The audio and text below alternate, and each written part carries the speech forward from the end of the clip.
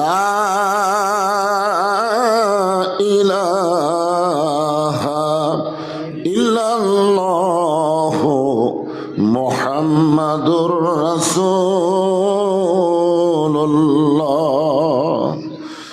রাসূলের মহব্বতে সকলেই জবান খুলে বলি সাল্লাল্লাহু আলাইহি ওয়াসাল্লাম। আপনি যখন জিকির করলেন লা ইলাহা ইল্লাল্লাহ, এই জিকিরটা হচ্ছে আল্লাহর ইবাদত। সমস্ত ইবাদতের ভিতরে সর্বশ্রেষ্ঠ ইবাদত। আল্লাহ রাসূল বলেছেন, কোনো ব্যক্তি সারা জীবন যদি পাপ করে আর মৃত্যুর সময় এই জিকির যদি তার জবানে জারি থাকে, শুধুমাত্র এই কলেমার জিকির জবানে জারি থাকার কারণে আল্লাহ তার জীবনের সমস্ত গুনাহ মাফ করে দেয়। এই জন্য বলা হয়েছে আফজালুজ জিকির লা ইলাহা ইল্লাল্লাহ। সর্বপ্রথম আল্লাহর পক্ষ থেকে বান্দা বান্দির জন্য যে ইবাদতটা আল্লাহ নির্ধারণ করেছেন তার নাম হলো জিকির করা। কি করা? কোরআনের কোনো জায়গায় পাবেন না যে আপনি সব সময় নামাজ পড়েন, নাই। কোনো জায়গায় বলা হয়নি যে সব সময় রোজা করেন, কোনো জায়গায় বলা হয়নি বেশি বেশি হজ করেন, কোনো জায়গায় আল্লাহ বলে নাই যে বেশি বেশি যাকাত দাও, এ কথা বলে নাই। কিন্তু আল্লাহ বলেছেন জিকরান কাসীরা, বেশি বেশি জিকির করো। এটা বাবার জিকির না, এই জিকির কিসের জিকির? আল্লাহর জিকির। হ্যাঁ, আবার জিকির বলতে অন্য কোনটা বোঝেন না। আমাদের বাংলাদেশে একটা জাকের পার্টি আছে, তোরে কোন কি পার্টি? কার নামে জিকির করে ওরাই জানে না। আমি যে জিকিরের কথা বললাম এটা হলো আফজালুজ জিকির লা ইলাহা ইল্লাল্লাহ। বাবা আদম আলাইহিস সালাম থেকে শুরু করে আমাদের নবী পর্যন্ত প্রত্যেকটা নবীদের জবানে এই জিকির ছিল কি ছিল না? ছিল। আমাদের জিকির শেষ করে যখনই বললাম মুহাম্মাদুর রাসূলুল্লাহ, সঙ্গে সঙ্গেই বলতে হবে সাল্লাল্লাহু আলাইহি ওয়াসাল্লাম। আপনাদের বোঝানোর জন্য বলতেছি, জিকির চলে গেছে আল্লাহর কাছে। জোরে বলেন কার কাছে? আর এই যে দরুদ শরীফ পড়লেন এটা কিন্তু আল্লাহর কাছে যায়নি, এটা চলে গেছে মদিনায় নবীর কাছে। বলেন সুবহানাল্লাহ। হাসরের ময়দানে দেখা যাবে এক সময় নেকি আর পাপ ওজন করে নেকির চাইতে পাপ বেশি হয়ে গেছে। আপনার বলেন তো, নেকির চাইতে পাপ যদি বেশি হয় তাহলে তার ঠিকানা কি হবে? সবাই বলেন। একটা ছোট বাচ্চা বলতেছে জাহান্নাম। আল্লাহ কোরআনে বলেছেন ফামাইয়া আমাল মিসকাল যাররাতিন খায়রান ইয়ারাহ ওয়া মাইয়া আমাল মিসকাল যাররাতিন শাররান ইয়ারাহ। ইয়ারা শব্দের অর্থ হলো তোমাদেরকে দেখানো হবে। এক জাররা পরিমাণ নেকি যদি বেশি হয়, পাপের চাইতে এক জাররা পরিমাণ, জাররা বোঝেন সামান্য একটা সরষার দানা 80 ভাগ করলে যতটুকু হবে তাকে বলা হয় জাররা। তাহলে এক জাররা পরিমাণ যদি নেকি বেশি হয় আল্লাহ তাকে জান্নাত দিয়ে দিবে। আবার যদি দেখা যায় ওজনের পরে এক জাররা পরিমাণ পাপ যদি বেশি হয় তাহলে আবার কোথায় যাওয়া লাগবে? জাহান্নামে যাওয়া লাগবে। কিন্তু দেখা গেল জাররা জাররা না, নেকির চাইতে অনেক বেশি হয়ে গেছে পাপ, তখন তো ঠিকানা জাহান্নামী। ঠিক কিনা বলেন? ইমাম গাজ্জালী রহমতুল্লাহ আলাইহি নবীর একটা হাদিসের ব্যাখ্যা করছেন, ইন্নী লাকিতু জিবরিলা ফাবাশশারানি ফাকালা ক্বালা আল্লাহু তাআলা মান সাল্লা আলাইহি সাল্লাইতু ওয়া মান সাল্লামা আলাইহি সাল্লামতু ফাসাজাদতু লিল্লাহি শুকরা। হাদিসে কুদসি। বলেন সুবহানাল্লাহ। জাহান্নামের ফেরেশতারা যখন মনে করেন আমরাই, আমাদের নেকির চাইতে পাপ বেশি না কম? এই বেশি কথাটা বলতে শরম লাগতেছে। নেকির চাইতে আমাদের পাপ কম না বেশি? তো মনে করেন আমাদেরকেই ধাক্কায় ধাক্কায় যখন জাহান্নামের দিকে নিয়ে যাবে, ওই সময় আমাদের নবী, জোরে কোন সুবহানাল্লাহ, অন্য কোনো নবীর ক্ষমতা নাই। সমস্ত নবীরা খালি নফসি নফসি নফসি নফসি করবে যে আমার কি হবে, আমার কি হবে। কোনো উম্মতকে নিয়ে কোনো নবীর চিন্তা নাই। শুধু একটাই নবী, সেটা হলো ভাগ্যগুণে আমাদের নবী। বলেন সুবহানাল্লাহ। জাহান্নামের ফেরেশতারা ধাক্কায় ধাক্কায় যখন জাহান্নামের দিকে নিয়ে যাবে, এমন সময় আমাদের নবী ওই জাহান্নামী বান্দা তার উম্মতের সামনে দুই হাত বাড়িয়ে দাঁড়িয়ে যাবে। বলেন সুবহানাল্লাহ। আপনারা বলেন তো, নবী যদি সামনে দাঁড়ায় তাহলে ফেরেশতারা কি আর ধাক্কাবার পারবে? কিন্তু কোন ফেরেশতা তো নবীরে তেমন চিনে না।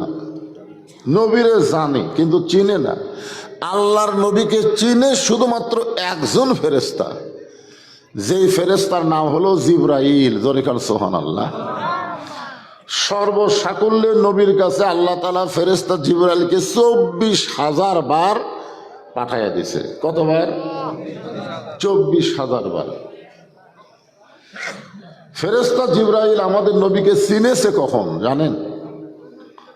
আমাদের নবীকে চিনেছে লাইলাতুল মেরাজের রাতে, যেখান থেকে আল্লাহ বললেন জিবরাইল তুমি ব্রেক হয়ে যাও, এখান থেকে আমার নবী আমার দিকে একাই চলে আসবে।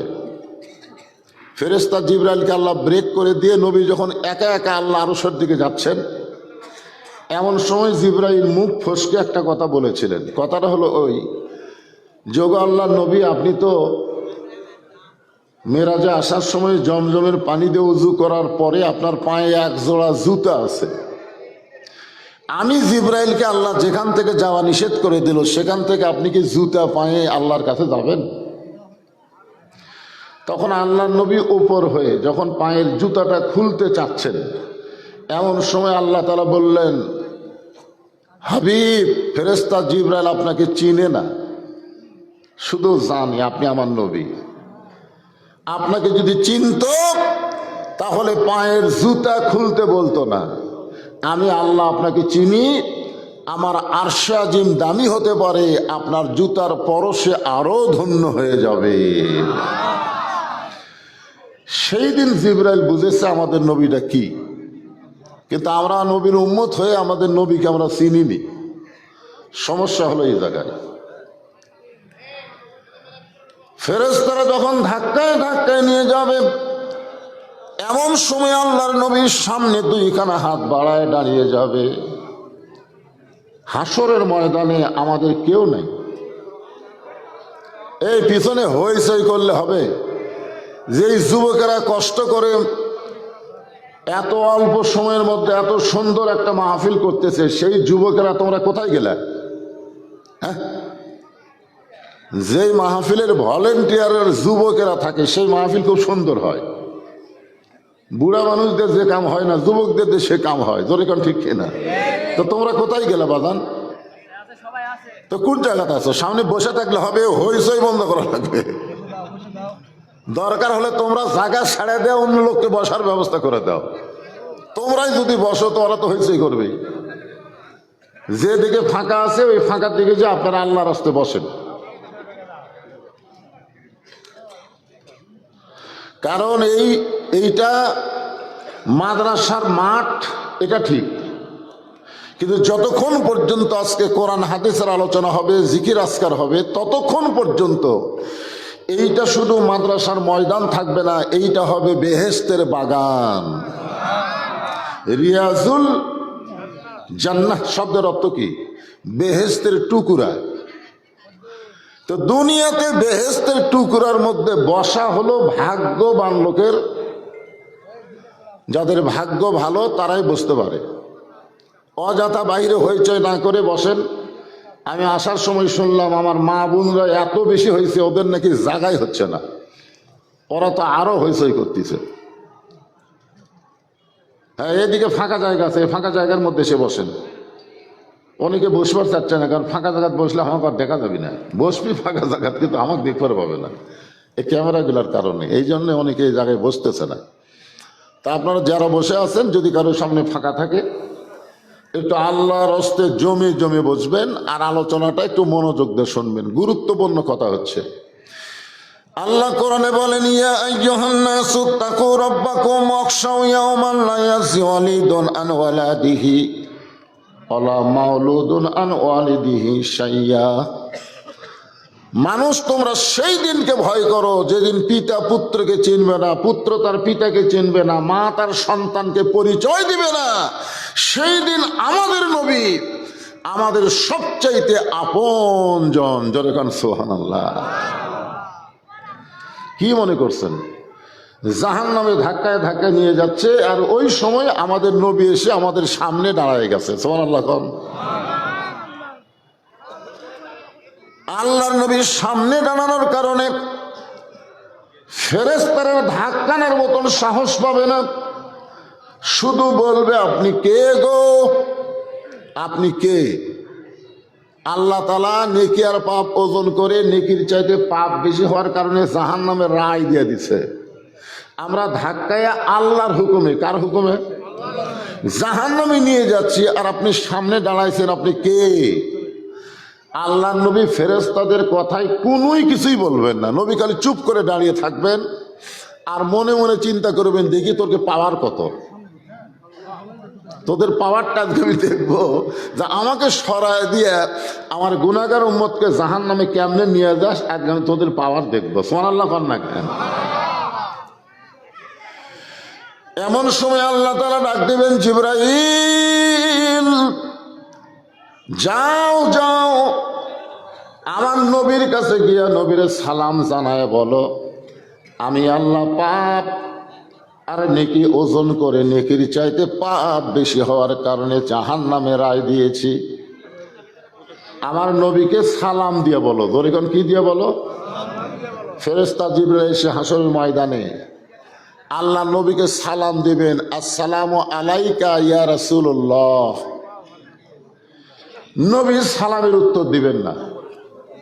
ফেরেশতা জিবরাইল আবার সালাম দিবেন, আসসালামু আলাইকা ইয়া রাসূলুল্লাহ। নবী সালামের উত্তর দিবেন না। কয়বার দিছে? তৃতীয়বার যখন জিবরাইল সালাম দিবার যাচ্ছে, এমন সময় আল্লাহ নবী রাগ করে বলেন, এই জিবরাইল, খালি সালাম দিলে হবে না, সালাম দেওয়ার আগে সালাম দেওয়া শিখা লাগবে। আপনার বলেন তো, সালাম শিখার দরকার আছে না নাই? কেউ যদি বলে আসসালামু আলাইকুম, হবে? আসসালামু আলাইকুম হবে? আজকে অনেকেই আমরা এই ভোটের আগে অনেক সালাম শুরু করছি, অনেক সালাম শুরু হয়ে গেছে, কিন্তু সহি শুদ্ধ হচ্ছে না। জিবরাইলের সালামের ভুল ধরছে আল্লাহ নবী। জিবরাইলের যে খালি সালাম দিলে হবে না, সালাম দেওয়াটা শিখা লাগবে। সঙ্গে সঙ্গে ফেরেশতা জিবরাইল চমকে উঠছে, কারণ দুনিয়াতে আল্লাহ নবীকে কতবার সালাম দিছে? 24,000 বার। ধরে বলেন কতবার? কিন্তু কোনদিন নবী সালামের ভুল ধরে নাই। কিন্তু আজকে হাসরের ময়দানে কি হলো? ভুলটা কোন জায়গায়? তখন ফেরেশতা জিবরাইল বললেন, ইয়া রাসূলুল্লাহ, আপনি হলেন ওস্তাদ, আর আমি জিবরাইল আপনার ছাত্র হবার চাই। জোরে খান সুবহানাল্লাহ। কোরআনের প্রথম যখন আয়াত নাজিল হয়, গারে হীরার মধ্যে কোরআনের প্রথম 5টা আয়াত নাজিল হয়েছে। কয়টা আয়াত? প্রথম শব্দটা কি? ইকরা। আমাদের নবীকে কিন্তু জিবরাইল 3 বার বলেছে ইকরা। নবী বলছেন পড়বো না। ফেরেশতা জিবরাইল বলছেন ইকরা, পড়েন। নবী বলছেন পড়বো না। তৃতীয়বার যখন বলেছেন ইকরা, আল্লাহ নবী বলে, এই জিবরাইল, তুমি যে শুধু আমাকে পড়তে বলো, আমি কি পড়বো? খালি পড়তে বললেই আমি পড়বো না, আগে জানবো পড়ার ধরন কি। কি বলেন? আপনি যখন আপনার বাচ্চাকে পড়াচ্ছেন, কি পড়াচ্ছেন? ছোট বাচ্চারা কি পড়াচ্ছেন? একদম বাগডম ঘোড়াডম সাজে ঢাক ঢোলক ঝাঁদর বাজে বাজতে বাজতে চললো ঢুলি ঢুলি গেল কমলা ফুলি। আল্লাহ রাসূল বলছেন 7 বছর থেকে তোমার বাচ্চাকে তুমি তালিম দাও। কিসের তালিম?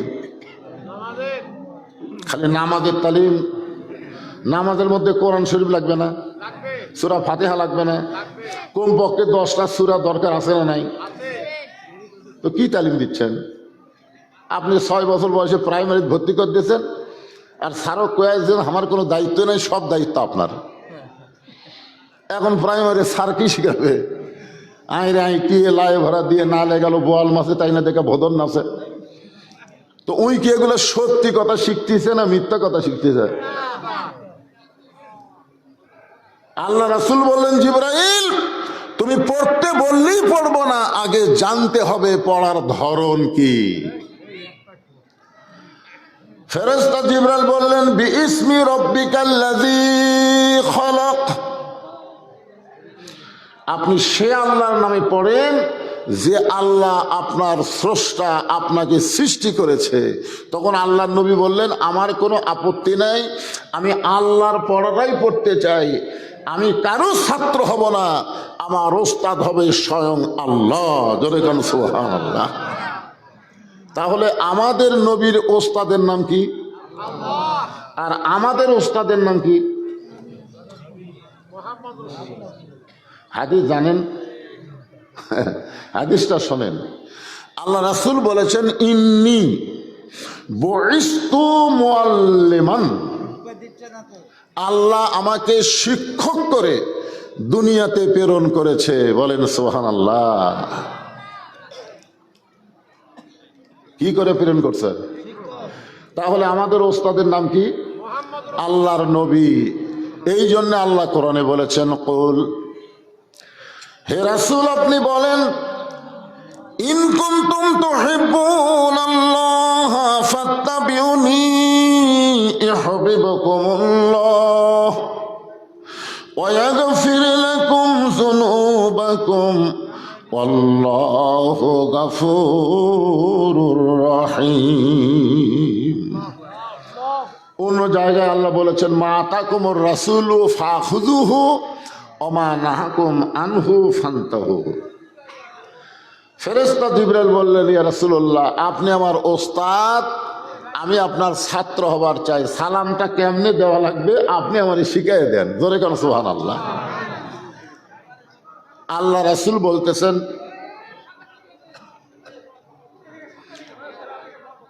আরে ভাই পিছনে যারা দাঁড়িয়ে আছেন শোনেন, আমি তাদেরকে অনুরোধ করব যে আপনারা ইশারা দিয়ে কাম করেন। ইশারা ইশারা হইচই করেন না, ইশারা দিয়ে কাজ করেন।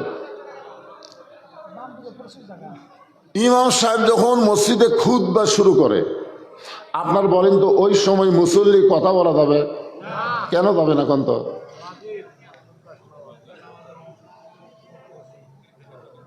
খুতবা শোনা যদি ওয়াজিব হয়, ওই সময় যদি কেউ মনে করেন এক লোক একটু কথা বলছে, আস্তে আস্তে বলতেছে, ফিস ফিস করে, এই কথা বলিস করে, তাহলে কার গুনাহ বেশি হলো?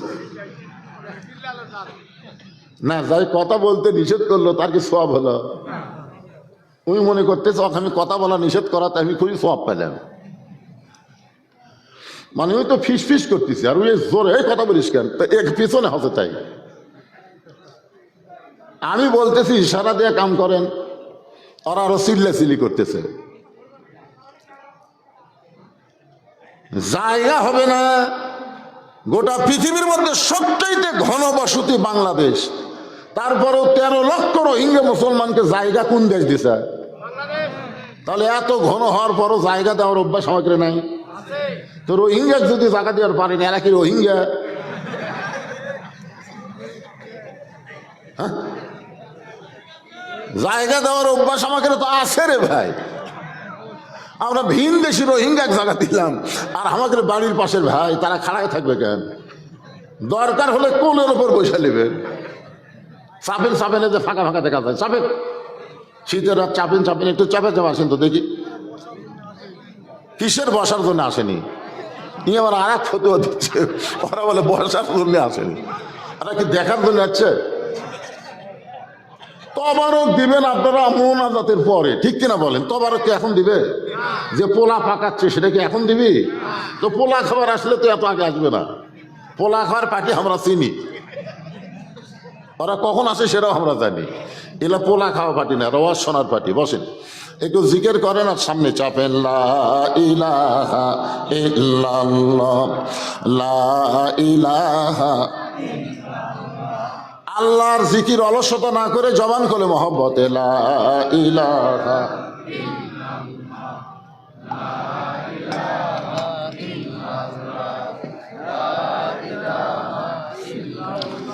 লা ইলাহা ইল্লাল্লাহু মুহাম্মাদুর রাসূলুল্লাহ সাল্লাল্লাহু আলাইহি ওয়াসাল্লাম। আল্লাহ নবী বললেন, জিবরাইল, সালামের মধ্যে ব্যাকরণ আছে, গ্রামার আছে। এক বচন, আরবিতে এক বচন, দ্বি বচন, বহু বচন আছে। আপনারা বুঝলেন? এক, আসসালামু আলাইকা এক বচন, কুমা দ্বি বচন, কুম বহু বচন, কা কুমা কুম। আল্লাহর নবীকে যখন সালাম দিবে তখন এক বচন ব্যবহার করা লাগবে, কারণ নবী একলাই, নবীর সাথে কেউ নাই। কিন্তু আমাকে যখন সালাম দিবে তখন বহু বচন, আসসালামু আলাইকুম, বহু বচন ব্যবহার করা লাগবে, কারণ আমি একলা না, আমার দুই কান্দে দুটা ফেরেশতা আছে। জোরে কোন কথা, ঠিক কিনা? কিন্তু আল্লাহ নবীর কান্দে কোনো ফেরেশতা, এ কথা সবাই বললেন না কেন? আছে? কি মনে হয় আছে?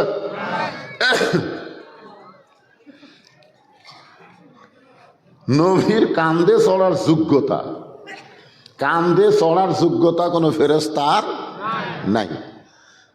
লাইলাতুল মিরাজে নবী যখন ঘুমাইছিলেন, ফেরেশতা জিবরাইল বললেন, ইয়া রাসূলুল্লাহ, আপনি নবীকে নিয়ে আপনার আরশে যাবার কন, কিন্তু নবী যে হারে ঘুম পাড়তেছে আমি কি করব? তা আল্লাহ বললেন, ডাক দাও। ফেরেশতা জিবরাইল বললেন, কিভাবে ডাক দিব? আল্লাহ রাসূল বললেন, তোমার জিবা বের করে নবীর পায়ের তালুতে সুরবুরি দাও। ফেরেশতা জিবরাইল নিজের জিহ্বাটা বের করে নবীর পায়ের তালুতে সুরবুরি দিলে নবী চেতন পায়। তাহলে ফেরেশতার সর্দার জিবরাইল যদি জিবা দিয়ে নবীর চেতন করায়, তারই কান্দ থাকার মতন যোগ্যতা কোনো ফেরেশতার আছে? এই জন্য নবীরে সালাম দিলে কয় বচন? আসসালামু আলাইকা। যারা মক্কাত গেছেন, রাসূলের রওজা জিয়ারত করছেন, তারা সবাই জানেন ওই জায়গায় যায় আমরা সবাই সালাম দিয়েছি, আসসালামু আলাইকা ইয়া রাসূলুল্লাহ, আসসালামু আলাইকা ইয়া হাবিবাল্লাহ। আল্লাহ নবী বলেন, জিবরাইল, তুমি তিনবার আমাকে আসসালামু আলাইকা বলে সালাম দিলা, কিন্তু আমার গুনাহগার উম্মতকে কেন বাদ দিলা? যাকে ফেরেশতারা ধাক্কায় ধাক্কায় জাহান্নামে নিয়ে যাচ্ছে, সেই গুনাহগার উম্মতকে কেন বাদ দিলা? ফেরেশতা জিবরাইল বলে, ইয়া রাসূলুল্লাহ, এক সালাম দিয়ে লাভ নাই, এর জন্য দোয়া করা লাভ নাই। সালাম হচ্ছে দোয়া করে লাভ আছে? ফেরেশতা জিবরাইল বলে, ইয়া রাসূলুল্লাহ, এর জন্য সালাম দেওয়ার কোনো লাভ নেই, দোয়া করে লাভ নেই। সঙ্গে সঙ্গে আল্লাহ রাসূল বললেন, জিবরাইল, সালাম দেওয়ার সময় তুমি আমার গুনাহগার উম্মতকে বাদ দিয়া সালাম দিবার পারো, আর নেকি আর পাপ ওজন করার সময় তোমার আল্লাহ আমাকে বাদ দিয়া ওজন করবার পারে। তোমরা হলা বাদ দেওয়া পার্টি। কি দেওয়া পার্টি? মানে তুমি জিবরাইলও বাদ দিছা, তোমার আল্লাহ। আপনারা বলেন তো, খালি জিবরাইল আর আল্লাহ না নবীর আল্লাহ? নবীর আল্লাহ না? তো নবী নিজের আল্লাহ না কয়ে কেন বললেন তোমার আল্লাহ? সালাম দেওয়ার সময় তুমি আমার গুনাহগার উম্মতকে বাদ দিলে, নেকি আর পাপ ওজন করার সময় তোমার আল্লাহ আমি নবীকে বাদ দিয়ে ওজন করলো। বিচারের হাইকোর্টেতে তিনি আমায় করবেন পার, আমি পাপী তিনি জামিনদার। আল্লাহ তখন হাকিম হইয়া আমাদেরকে গুনাহগার বানাইয়া আসামি বানায় বিচার শুরু করবেন। ওই সময় আমাদের নবী উকিল হয়ে, ব্যারিস্টার হয়ে আমাদের পক্ষে আল্লাহর কাছে ওকালতি করে আমাদেরকে সুপারিশ করে জান্নাতে পৌঁছায়া দিবে। নবী যখন বলতেছে আল্লাহর আদালতে কি করলাম, আপিল করলাম, আল্লাহ বলে জিব্রাইল আমার দোস্তকে বলো আমি তার আপিলকে গ্রহণ করলাম। যে আল্লাহ বলেছেন আমি আপিলকে গ্রহণ করলাম, সঙ্গে সঙ্গে নবী গুনাহগার উম্মতের হাতটা খপ করে ধরে বলবে তোর আর কোনো টেনশন নাই। সুবহানাল্লাহ বলেন। গুনাহগার হাতটা ধরে মিজানের কাছে নিয়ে যাবে, নেকি আর পাপ ওজন করে দেখা যাবে নেকির চাইতে পাপ অনেক বেশি। আল্লাহ বলবেন হাবিব কি হলো, আপিল করে কি হলো, এই তো নেকির চাইতে পাপ বেশি হলো। সঙ্গে সঙ্গে আল্লাহর নবী জামার ডান পকেটে হাত দিবেন, কি যেন বের করে নেকির পাল্লায় তুলে দিবেন, আর সঙ্গে সঙ্গে গুনাহগার উম্মতের নেকির পাল্লার ওজন বেশি হয়ে যাবে। আল্লাহ বলবেন হাবিব কি দিলেন, আপনি নেকির পাল্লায় কি দিলেন যে হালকা নেকির পাল্লা ওজন হয়ে গেল। এটার খবর কি,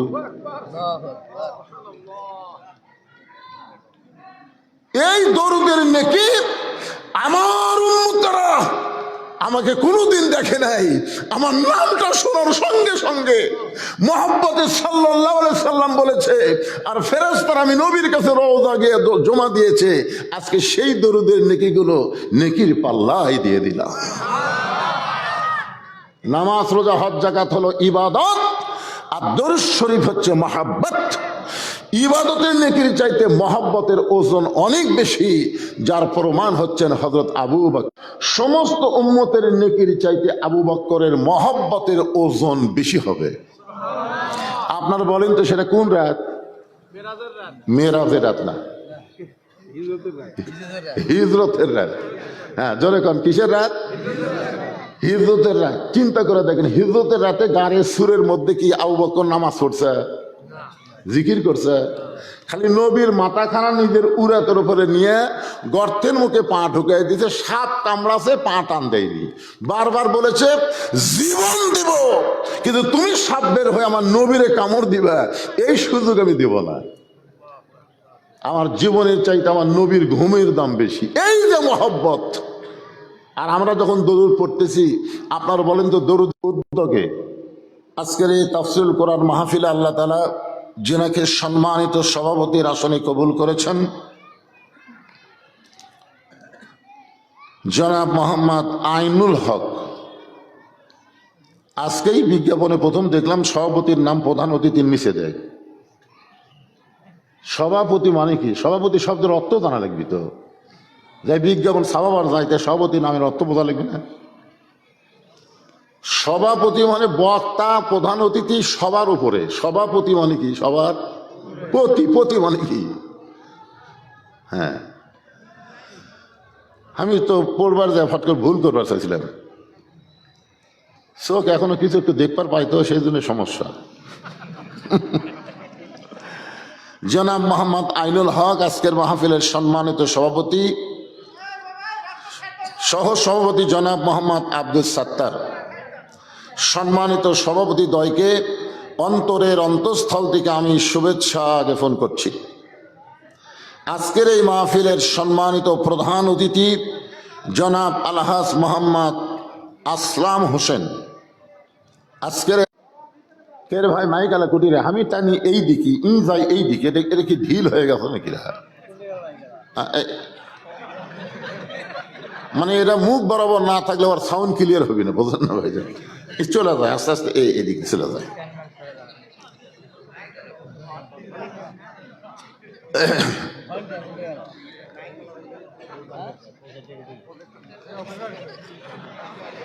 আচ্ছা ঠিক আছে, আসুক আসুক। হ্যাঁ হ্যাঁ, এই ওটার ব্যারাম, আপনি যত আগে দিবেন ওই তত আগে দিবেন। মানে এই জায়গা টাইট না দেওয়া এই ঢিল হবে, বুঝছেন? টেপ পিছিয়েছে, তার মানে এর মধ্যে গরুমিনটি আছে।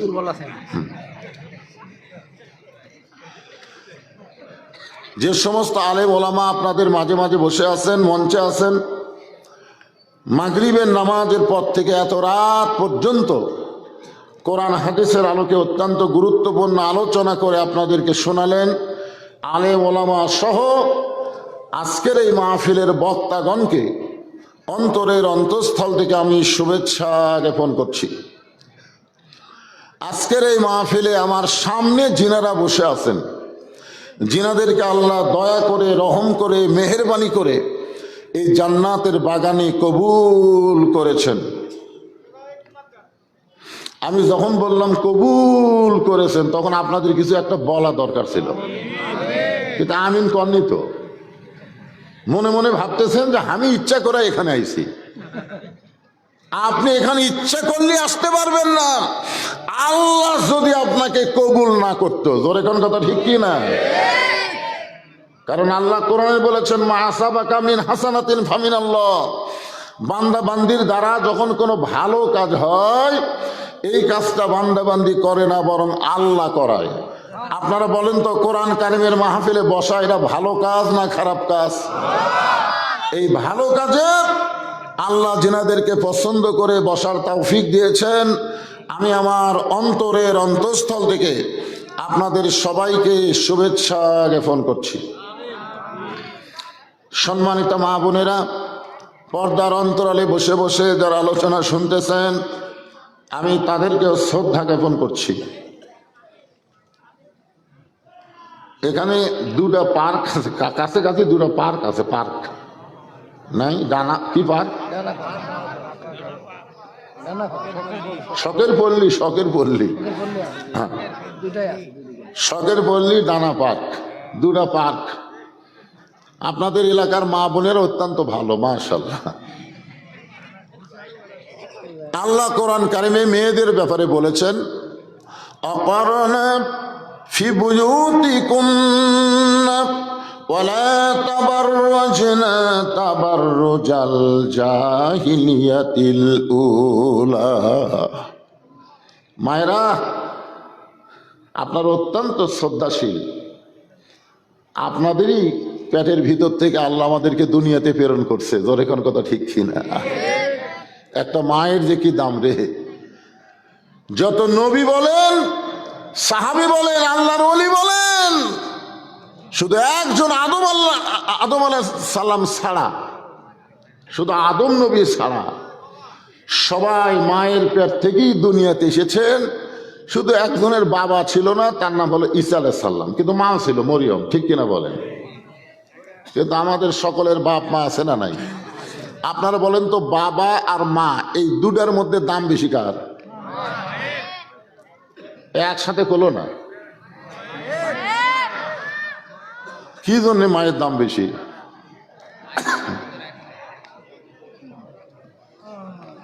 বাবা আনন্দে মাতিয়া সাগরে ভাসাইয়া সেই যে চইলা যায়, খবর লয় না মাজন ধরিয়া উদরে, কতই কষ্ট করে 10 মাস পরে পায় প্রসবের বেদনা। এমন দরদি ভাবে কেউ মাজন ঠেকিয়া সন্তানের দায়, ওয়াকালে মা মারা যায়। মাজন ঠেকিয়া সন্তানের দায়, ওয়াকালে মা মারা যায়। কেন সে মায়ের ভক্তি করো না? এমন দরদি ভাবে কেউ হবে না আমার মা গো। গানটা শোনা সুবহানাল্লাহ বলেন না? কিন্তু এই গান আমার বাপের গান নয়, এই গান হলো আল্লাহর কোরআনেরই গান। সুবহানাল্লাহ কর না গান। আয়াতটা কব, এই তোরা ছোট মানুষ, তোর কি জোরে কওয়া লাগবে না? তোর কে এখনো শাশুড়ি হয়নি তো? এই যারকে শাশুড়ি হচ্ছে তার কক বলতেছি। কতগুলো বইয়ের সামনে শাশুড়ি বসে আছে, এখন বলতেছে, আম্মা আম্মা আমি বাজারে যাচ্ছি, আপনি ডাব খাবেন না গ্লুকোজ খাবেন? কি করছে? বইয়ের সামনে শাশুড়ি বলতেছে, আম্মা আমি বাজারে যাচ্ছি, আপনি ডাব খাবেন না গ্লুকোজ খাবেন? তখন বউ বলতেছে, আমার মাও দুটাই খায়। মানে দুটাই খায়, ডাবও খায় গ্লুকোজও খায়। তখন বলতেছে আজকে আমি ডাব গ্লুকোজ দুটোই কিনবো, আম্মার পছন্দ। এই কথা বলে ব্যাগ না বের হওয়ার সময় দেখে দরজার মা খাড়া হয়ে আছে।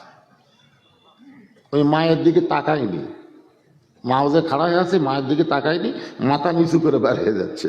মা বলতেছে বাবা 1 সপ্তাহ আগে 10 টাকার পান কিনে দিছিস, পান ফুরে গেছে বাবা, আজকে বাজার থেকে আমার জন্য 10 টাকার পান সুপারি নিয়ে আসিস। এই জন্যই তো তাকাই না, এই জন্যই তো তাকাই না, খালি খাই খাই।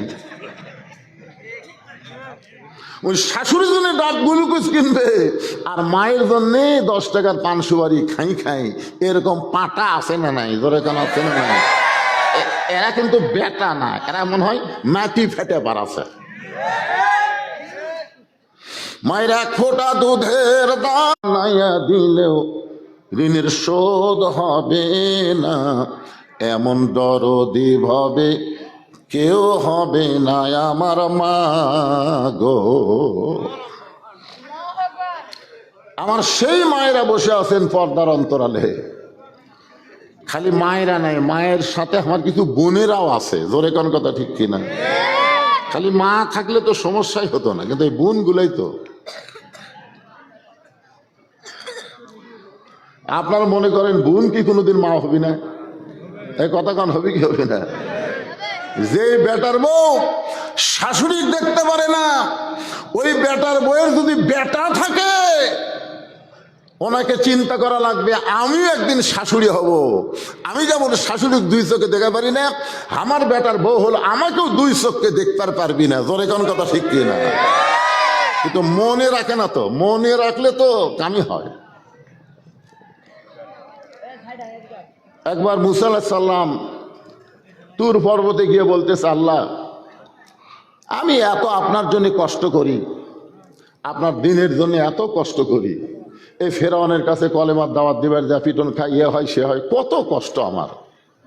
আমি মুসা যখন দুনিয়া থেকে বিদায় নিয়ে জান্নাতে যাব, আমার সঙ্গে জান্নাতি বন্ধু কে হবে? কে বলতেছে? মুসা নবী আল্লাহকে বলতেছে সরাসরি, যে আল্লাহর সাথে কথা বলার আল্লাহ একটা সুযোগ দিছে মুসা কালিমুল্লাহ। আল্লাহ বলে, মুসা তুমি যদি জানবার চাও তাহলে শোনো, তোমার সঙ্গে যিনি জান্নাতে বন্ধু হবে অমুক বাজারের একজন কসাই। অমুক বাজারের একজন কসাই। মুসা নবী শুনে বলতেছে, আল্লাহ আমার সাথে ইয়ার কি করতেছে? আমি একজন নবী, জলিল কদর পয়গম্বর, আর আমার সঙ্গে জান্নাতি বন্ধু হবে একটা বাজারের কসাই। কসাই মানে কি বুঝতেছেন? আমার এলাকার এক কসাইয়ের মেয়ে চক লোকমান মহিলা মাদ্রাসা থেকে দাওরা পাস করছে। দাওরা পাস করছে, মেয়েটা পর্দানিশী, খুবই ভালো। আমাকে কয়, হুজুর আপনি আলেম মানুষ, একটা ভালো ছেলে পেলে দেখবেন তো। তা আমি একটা ছেলে পাইলাম, দাওরা পাস, হাফিজ সাহেব, মসজিদের ইমাম, মাদ্রাসার মোহতামিম। আমি বললাম একটা ভালো মেয়ের খোঁজ আমার কাছে আছে বাবা, বিয়ে করবে। মেয়েটা দাওরা পাস, 17 না 18 পারা কোরআনের হাফেজা, পুরাপুরি হাফেজ হয়, তবে দাওরা পাস করছে। তো ছেলে শুনে খুবই খুশি, কয় হুজুর আমি তো এইরকম একটা মেয়ে খুঁজতেছিলাম, তো মেয়েটার পরিচয় কি? আমি বললাম পরিচয় ভালো, আর বাপ একটু কষাই। যেই খুশি কষাই, ওই আমার কাছে 3 ধাপ দূরে গেছে। না হুজুর, এই কষার মেয়ে আমি বিয়ে করবো না। যে হারে দাও দেয় গোস্ত কাটে, যদি মেয়ের সাথে কোনোদিন কিছু হয় আর ওই দাও যদি ভুল করে আমাক ধরে, মানে কষাই নামটা শুনতেই যেন কেমন লাগে, ঠিক কিনা বলেন? মুসা বলতে আল্লাহ আমার সঙ্গে ইয়ার কি করেন? আল্লাহ বলে, মুসা যদি জানবার চাও তাহলে অমুক বাজারে যাও। মুসা নবী বাজারে কসাইকে দেখতে গেছে, যেই কসাই মুসা নবীর সঙ্গে জান্নাতি বন্ধু হবে। দেখতে গিয়ে দেখে কসাই গোস্ত বিক্রি করতেছে, কপাল দিয়ে ঘাম টপ টপ করে পড়তেছে, আর সমানে খালি গোস্তের উপর দাও মারতেছে। গোস্ত বিক্রি করা যখন শেষ হয়ে গেল, কসাই সামান্য এক টোপলা গোস্ত নিয়ে বাড়ির দিকে যখন রওনা দেয়, মুসা নবী কসাইয়ের সামনে দাঁড়ায় সালাম দেয়, আসসালামু আলাইকুম কসাই ভাই। কসাই বলতেছে, ওয়ালাইকুম আসসালাম। টোপলা দেখে লাভ নেই, তুমি আমারে সালাম দিছো, গোস্ত টোপলা দেখে লাভ নাই। মুসা বলে আল্লাহ এই মানুষটা আমার সঙ্গে জান্নাতের বন্ধু হবে। আল্লাহ বলে তদন্ত করো। মুসা নবী কসার পিছনে পিছনে রওনা দিলেন। কসার বাড়ি পর্যন্ত গিয়ে বললেন ভাইজান আজকে শুধু একটা দিন আপনার বাড়িতে থাকতে চাই। কসাই বলতে থাকা যাবে কিন্তু খাবার দেওয়া যাবে না। মুসা নবী কিছুই বললেন না, আল্লাহর কথা প্রমাণ করার জন্যে ধৈর্য ধরে থাকলেন। মুসা নবী জানলা দিয়ে তাকায় দেখে কসাই ঘরের মধ্যে ঢুকে একটা ঝুড়ি বের করলেন। ওই ঝুড়ির মধ্যে কসাইয়ের বুড়ি মা সারাদিন পেশাব পায়খানা করেছে। কসাই নিজের হাতে মাকে পরিষ্কার করে গোসল করায়, সুন্দর করে কাপড়ে পেঁচায়া সুন্দর একটা জায়গায় শোয়া দিয়া কসাই ওই গোস্তগুলা ভাজি করে সিদ্ধ সুন্দর করে পাক করে কবিতর যেমন তার বাচ্চাকে খাওয়ায়। কারণ কসাইয়ের মায়ের মুখে একটাও দাঁত নেই।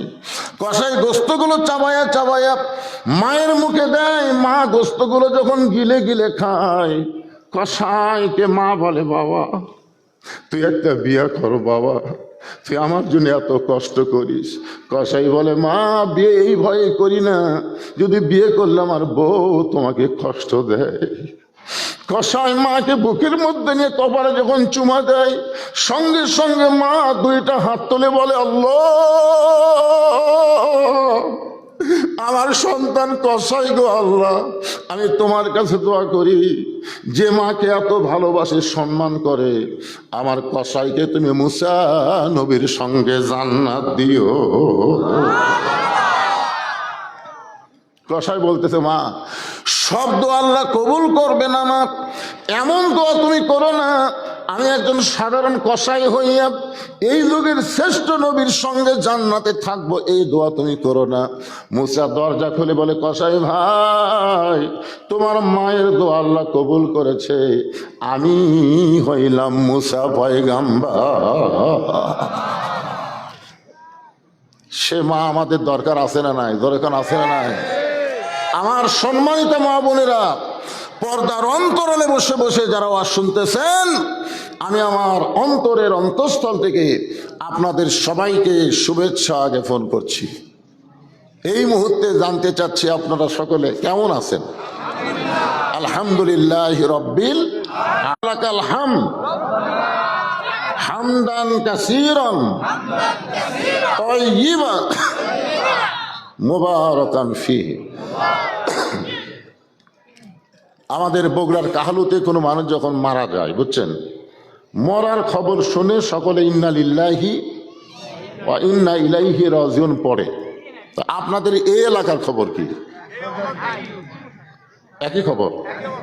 মাশাআল্লাহ। আমি সে আয়াতটা নিয়ে আপনাদের সামনে আজকে আলোচনা করার নিয়ত করেছি। এই আয়াতের একটা বাংলা গান আছে। এই কথাবার্তা বলো না বাবা।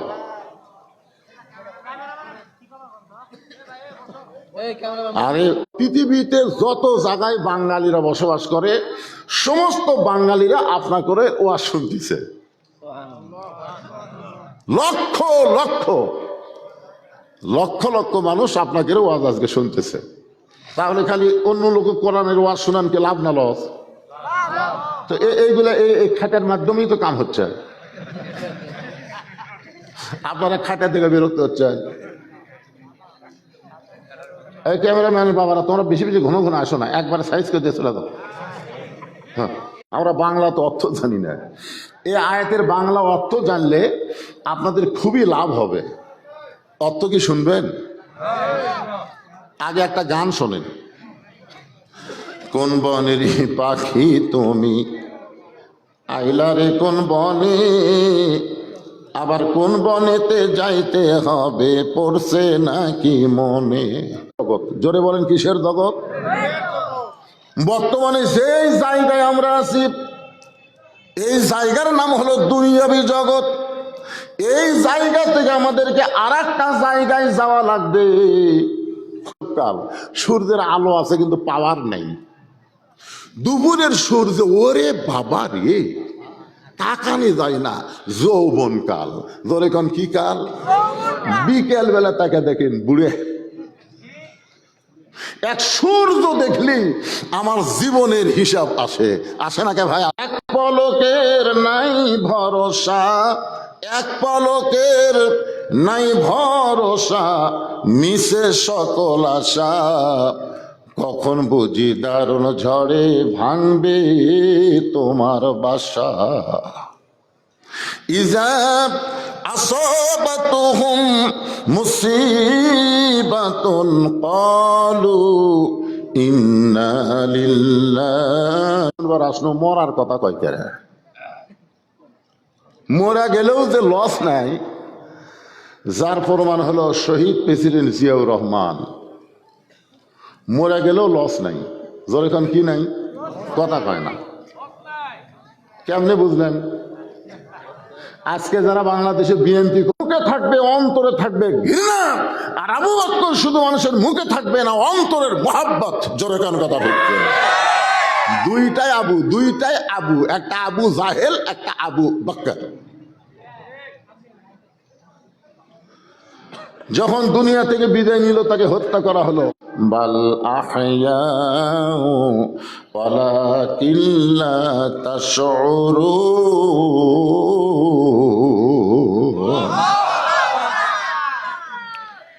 শুধু ভারতের বিরুদ্ধে ছিল, ভারতের আধিপত্য, কোরআন অনুযায়ী সে অমর হয়ে গেল। আবার যদি কেউ অমর না হয়ে সাধারণভাবেই মারা যায়, সাধারণভাবেই যদি মরে যায়, যেমন কিছুদিন আগে মরে গেল বেগম খালেদা জিয়া, যার জানাজায় এত মানুষ হলো। আমাকে একজন বলল, হুজুর পাখি একটা পাখির ক্যামেরায় দেখা গেছে কমপক্ষে 5 থেকে 6 লক্ষ আলেম তার জানাজায় হাজির হয়েছে। 5 থেকে 6 লক্ষ।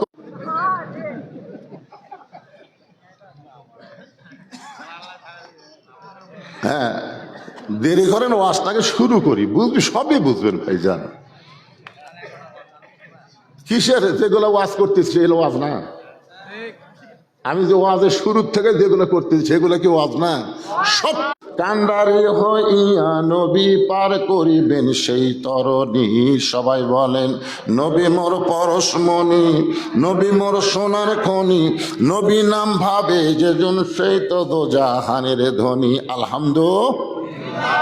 এবার চলে আসেন মনোযোগ দিয়ে খেয়াল করে। আমরা কেউ দুনিয়াতে থাকার জন্য আসি নাই, কারণ যেখানে আল্লাহ যাবাই নিষেধ করছে ওদিকে তাকে লাভ আছে? কিন্তু হাওয়ার খালি চিন্তাকে নিষেধ করলো কেন? এই জন্যে বাংলাদেশে মরদ যদিও খারাপ হয় আর মেয়ে যদি ভালো হয়, ওই ভালো মেয়ের কারণে মরদ ভালো হতে বাধ্য হয়ে যাবে। জোরে কর কথা কন না কেন? বাধ্য হয়ে। জান্নাতুল বাকি, জোরে কর নাম কি? এই আমার দিকে তাকায় কথা শোনেন। জান্নাতুল বাকির মধ্যে 10,000-এরও বেশি সাহাবী ঘুমায় আছে। একটা গোরস্থানের মধ্যে 10,000-এর বেশি যদি সাহাবী থাকে, সেটা কি গোরস্থান থাকে? সেটার নাম কি? এই জান্নাতুল বাকি, জান্নাতের বাগান। আরে আমাদের গোটা বাংলাদেশ মিলে একটা সাহাবীও নাই, নবী তো নাই, সাহাবীও নাই। আল্লাহর ওলিরা আছে, তাও যেগুলা ইতিহাসের চিহ্নিত ওলি, সেইগুলা ওলির সংখ্যা খুব বেশি না। জানা ওয়াসিনার উপর আমাকে ভিড় বেশি। কোরআন আছে, কোরআনের সমাজ নাই, কোরআনের আইন নাই, সেই দেশে মুসলমানের অধিকাংশই মুশরিক হয়ে যায়। জোরে কান কি হয়ে যায়? মুশরিক হয়ে যায়। খালি কোরআনের ওয়াজ শুনবেন, কোরআন অনুযায়ী চলবেন না, তেনা বাবা, খেতা বাবা, ল্যাব বাবা, এর বাপের হিসাব থাকবি না। আসলে আপনি যদি আপনার বাপকে বাদ দিয়ে শ্বশুরক সালাম দেন, আর বাপ যদি কলিজাতে একটু কষ্ট পায়, আপনার জন্য জাহান্নাম হয়ে যাবে, জান্নাত পাবেন না। আপনি জানেন? বউ আছে বলে আপনার শ্বশুর আছে, খালি বউ ছেড়ে দেন, তুই আর শ্বশুর থাকবি? কান্না শুরু করে দিলেন। সমস্ত মুরিদ বলে, হুজুর আপনি কান্দেন কেন? আব্দুল কাদের জিলানী বললেন, এই জান্নাতুল বাকির মধ্যেই মা ফাতিমার কবর আছে, কিন্তু কবরটা কোন জায়গায় এটা কিয়ামত পর্যন্ত কেউ বলতে পারবে না। সমস্ত মুরিদ বলে, হুজুর এই জান্নাতুল বাকির মধ্যেই মা। না অসুবিধা নাই, ছোট মানুষ, আর কেউ নাই, বাপ বাপ ভাই কেউ নাই, এটি কেউ নাই। আচ্ছা আচ্ছা ঠিক আছে, সমস্যার জন্য না পড়ে বাজান। কারণ আমাদের এই গ্রামগঞ্জের এলাকায় দেখবেন সন্ধ্যার সময় মেয়ে মানুষ ঘরা দেখে মুরগি হাঁস ঠিক মতো উঠলো কিনা, কেউ আসে নাকি, থাকলো ধরে নিয়ে যায়। তাছাড়া এই জায়গায় ছুটে যদি মেলার মধ্যে যায়, আড্ডা মারতে মারতেই বড় হয়ে আড্ডা বাজ হয়ে যাবে। অত্যন্ত গভীর মনোযোগ দিয়ে কথাগুলো শুনবেন। আব্দুল কাদের জিলানী বললেন, আমার মা ফাতেমা হলেন জহুরা। না না, ওয়াজ করা যাবে না তো, হাট বাজারে ওয়াজ করা যায়? এক হাটে, আমাদের এলাকাতে একটা ধাপের হাট আছে, নাম শুনছেন?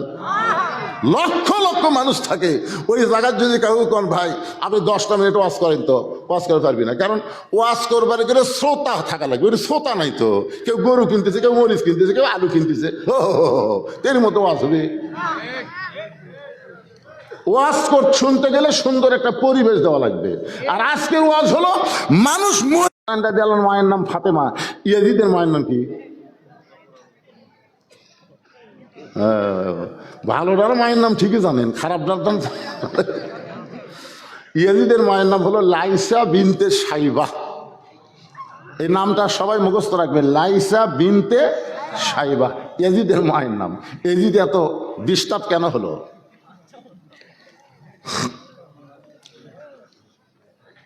আব্দুল কাদের জিলানী বললেন, এশার নামাজের পরে হযরত আলী ঘরের মধ্যে ঢুকে দেখে ঘরটা সুন্দর করে সাজায় রাখছে। হাসান হুসাইনকে সুন্দর করে সাজায় দিয়ে ফাতেমাও সুন্দরী সাইজা গুইজা বসে আছে। দুই সন্তান দুই ধারে, মাঝখানে ফাতেমা। ঘরটাও সুন্দর, সন্তান দুইটাও সুন্দর, আবার ফাতেমাও সুন্দরী সাইজা গুইজা বসে আছে। হযরত আলী ঘরের মধ্যে ঢুকেই বললেন, আলহামদুলিল্লাহ। পুরুষ মানুষ বাহিরে যতই অশান্তিতে থাক, ঘরের মধ্যে সে সবগুলো যদি সুন্দর দেখে, সঙ্গে সঙ্গে তার মনটা আল্লাহ শান্তিময়। এটা বলার কারণ কি জানেন? কারণ হলো আপনার বউ যখন বাড়ির থাকে তখন পেতনি হয়ে থাকে, পুরাতন কাপড় পরে, চেহারা ঠিক মতো সাইজ করে না। আপনার বউ যখন আবার কোনো জায়গায় বেড়াবার যায় তখন আবার সাইজ হয়ে বার হয়। আমি মা বোনদের জন্য বলবো, বাহিরে যখন যাবেন কালো বোরকা পরে পেতনির মতন যাবেন, একটা মরদ মানুষ যেন তাকাতে ভয় পায়। আর বাড়ি যখন থাকবেন সাজিয়া গুজা বসে থাকবেন, স্বামী আপনার হযরত আলী আল্লাহর প্রশংসা করতেছেন, আলহামদুলিল্লাহ। সঙ্গে সঙ্গে ফাতেমা হাসান হোসেনকে বুকের মধ্যে নিয়ে কানে কানে বলতেছে, বাবা তোমরা দুই ভাই একটু অন্য ঘরে যাও, তোমার বাবার সঙ্গে আমার আজকে গোপন কিছু গল্প আছে। বাবা যেই মাত্র ঘরে ঢুকে আলহামদুলিল্লাহ বলছে, সঙ্গে সঙ্গে ফাতেমা দুই বেটা বুকের মধ্যে চাপে ধরে বলতেছে, বাবা তোমরা দুই ভাই একটু অন্য ঘরে যাও, তোমার বাবার সঙ্গে আমার গোপন কিছু গল্প আছে। হাসান হোসেন মুচকি মুচকি হাসতেছে। যখন বলছে তোমার বাবার সঙ্গে আমার গোপন কিছু গল্প আছে, তখন হাসান হোসেন মুচকি মুচকি হাসতেছে। হাসার কারণ হলো আল্লাহ রাসূল বলেছেন, তোমরা স্বামী স্ত্রী যদি মহব্বত করতে চাও তাহলে তোমাদের বাচ্চাগুলোর দিকে একটু সতর্ক দৃষ্টি দিয়া তাকাও। কি শরীয়তের কথা শুনবেন? যতদিন সন্তান মায়ের স্তনে দুগ্ধ পান করে 2-2.5 বছর পর্যন্ত সন্তান দেখবার পায়, কিন্তু মেমোরির মধ্যে ধারণ করবার পারে না। কিন্তু সন্তান যখন 2.5 থেকে 3-4 বছর হয়ে যায়, তখন সন্তান খালি দেখবার পায় না, ওরা মেমোরির মধ্যেও ধারণ করে। অন্তত কমপক্ষে 8 ঘন্টা পর্যন্ত ওই কি দেখলো এটা অন্য জায়গায় বলবার পারবি। আমার কথাকে খেয়াল করছেন? তাহলে 3 বছর বাচ্চার সামনে আপনি যদি আপনার বউকে আদর করেন, ওই বাচ্চা ওটা দেখে বাইরে এসে বলতে পারে, আব্বা তাই মাছ চাপায় ধরছিল, এর বলবার পারে। এই জন্য শরীয়তের নিয়ম হলো বাচ্চারা যখন বড় হবে, একটু বয়স হবে, বাচ্চাকে যদি আপনার স্ত্রীকে আপনি আদর করতে চান, তাহলে বাচ্চাকে হয় ঘুমাইয়া দেন।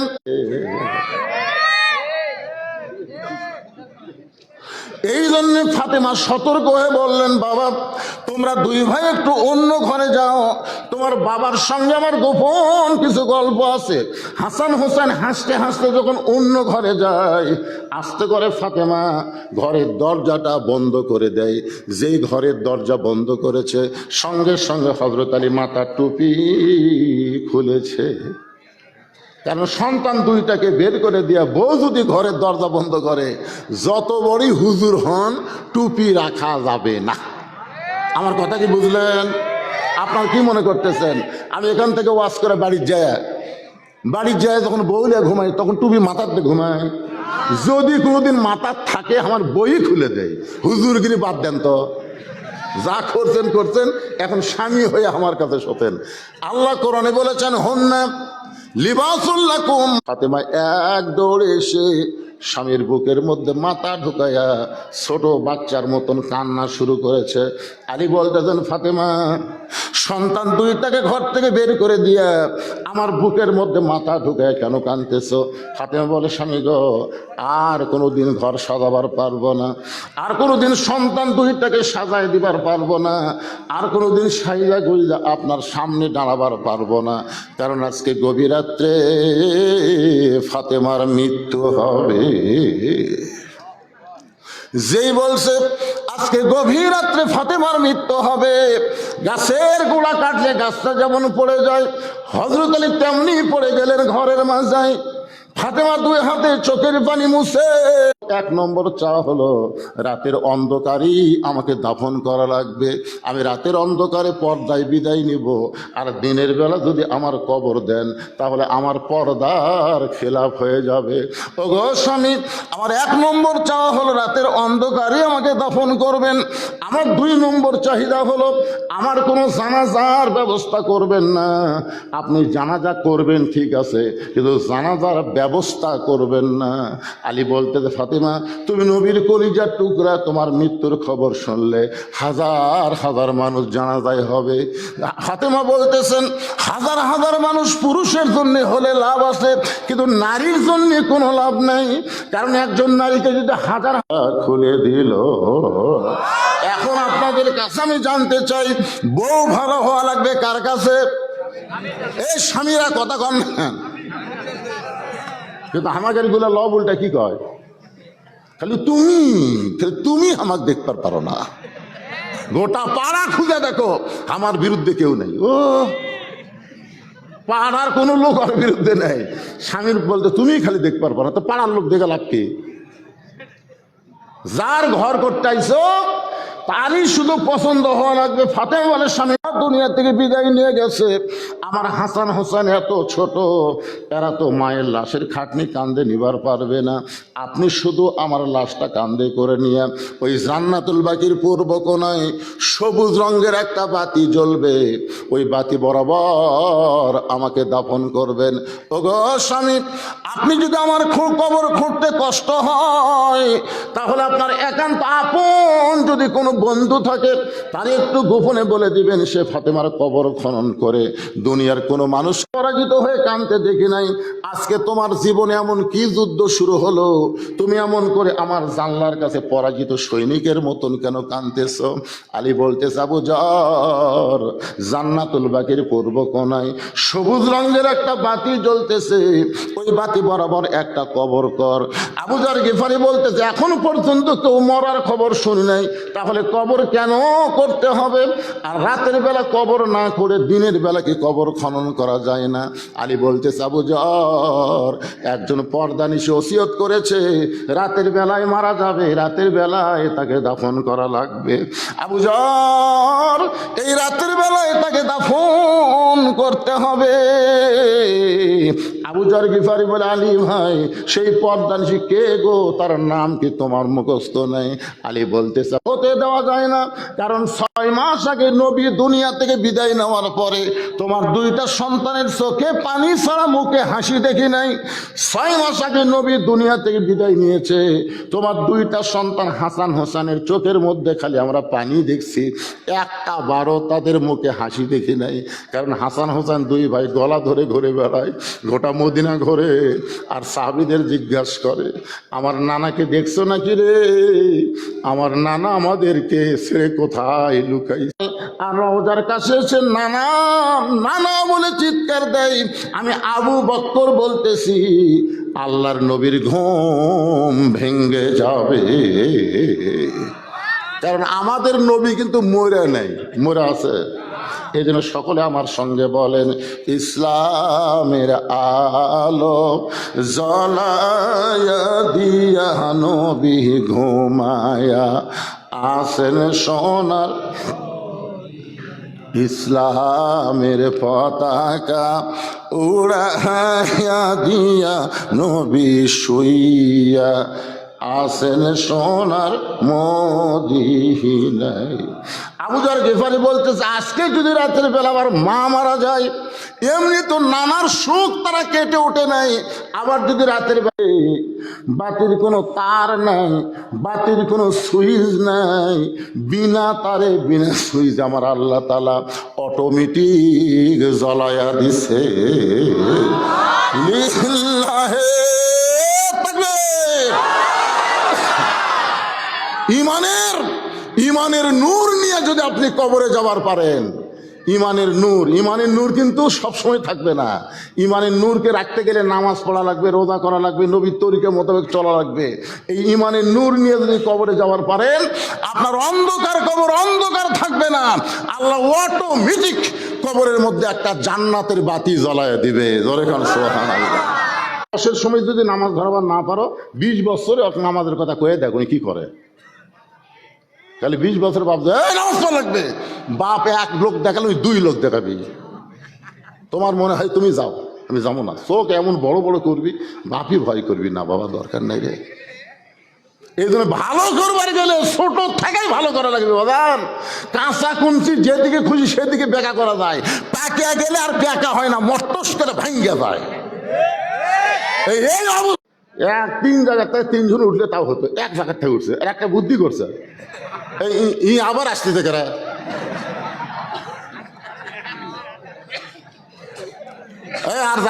আর যাবে কথা কও, আর যাবে নাকি যাবে?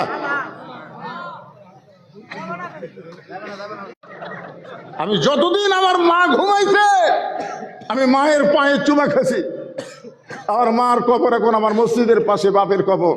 ওয়াজ করতে আসি একবার সালাম দেই, যাওয়ার পর একবার সালাম দে। মা কত কষ্ট করছেন, মা কত কষ্ট করছেন। আর এখন কষ্ট, পেটত বেদনা উঠলে ডাক্তারের কাছে, ডাক্তার মিশাই পরীক্ষা করে কয় বেকা হয়ে আছে, মিশাই শালা টেকা খাওয়ার বুদ্ধি, মিশাই কয় পানি নাই, কয় পানি নাই, ও পানি নাই বেকা হয়ে আছে। এখন মরদ মানুষ কয় এই বোক মারবো না ভাই, সিজারি করবো। আসলে কিছু হয়েছে, এরা মোবাইল ছাড়া ভাত খায় না, মোবাইল ছাড়া যে কান্না বন্ধ হয় না। ধরে কোন কথা কর না, নষ্ট হয়ে গেছে সব। ও যে একটা আসতেছে সেনাপতি লাগালে খুব থেকে যায়, আলাই যাবে।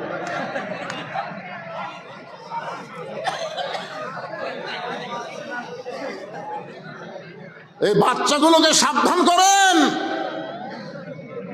আপনি মরে গেলেও বাচ্চার দোয়াতে আল্লাহ আপনাকে জান্নাত দিয়ে দিবে, সুবহানাল্লাহ বলেন। আর আপনি নেকি কামাই করে জান্নাতে গেলেও এই বাচ্চার অপরাধের কারণে আল্লাহ আবার জান্নাত থেকে বের করে জাহান্নামে দিবে, জানেন?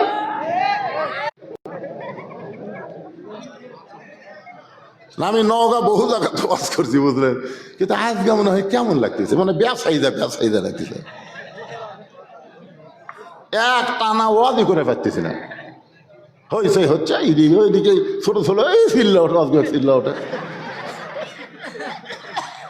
ফেরে পাগলা যে হাসির ওয়াজ হচ্ছে, পাগলা হাসির ওয়াজ, ইন্না লিল্লাহ বুঝিস? কোন বনেরই পাখি তুমি, আইলারে কোন বনে, আবার কোন বনেতে যাইতে হয় মোতাবেক চলতে হয়। ধরে কোন ঠিক কিনা? মুসলমান হয়ে যদি মরতে পারেন আপনার কবর অন্ধকার হবে না।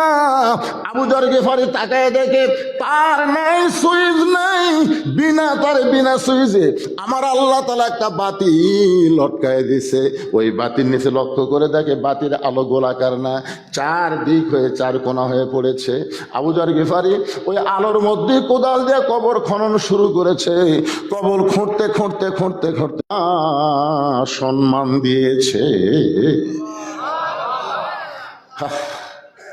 আবু যর গিফারি বলতেছে আল্লাহ নবীর মেয়ে হওয়ার পরেও নবী তাকে মার সম্মান দিয়েছে।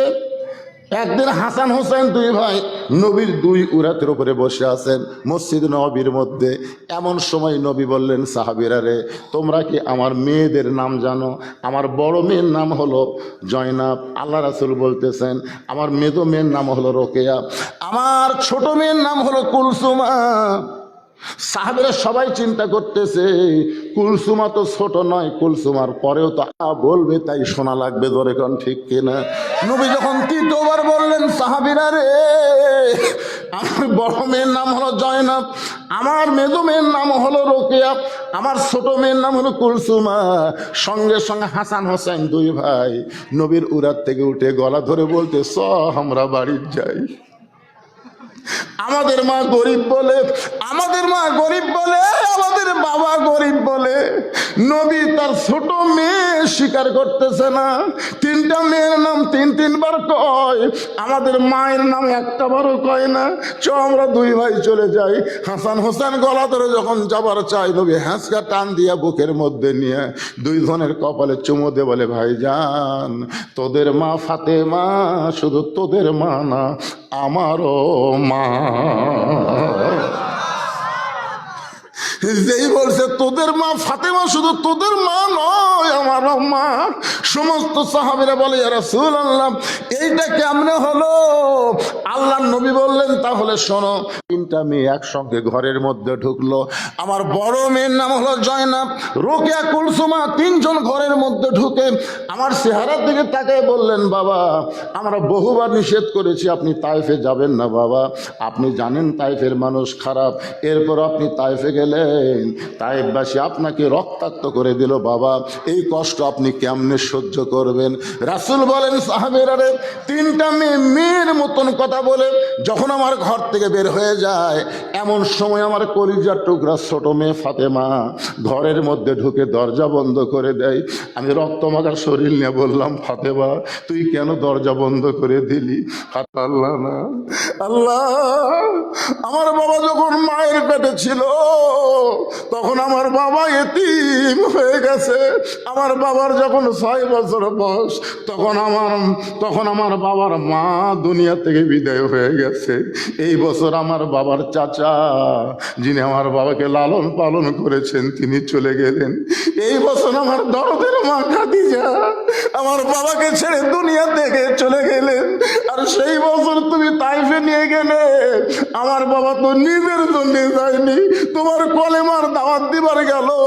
আর এত পাথর আমার বাবার শরীরে তুমি মারলে, আল্লাহ এত পাথর তুমি কেন মারলে? নবী বলতেছে, ফাতেমা তুই ভুল করতেছিস, তায়েফবাসী আমাকে পাথর মারছে। ফাতেমা বলতেছে, না বাবা না, তায়েফবাসী পাথর মারে নাই। যদি নমরুদের আগুনের চুলা শান্তির বাগান হয়ে যায়, যদি মুসা নবীর জন্য সাগর রাস্তা হয়ে যায়, তাহলে আমার বাবার জন্য সেই আল্লাহ তাইফের পাথর কেন তুলা বানাবার পারলো না? আমার বাবার চামড়া কেটে কেন রক্ত ঝরলো? এই কষ্ট আমি সহ্য করতে পারতেছি না।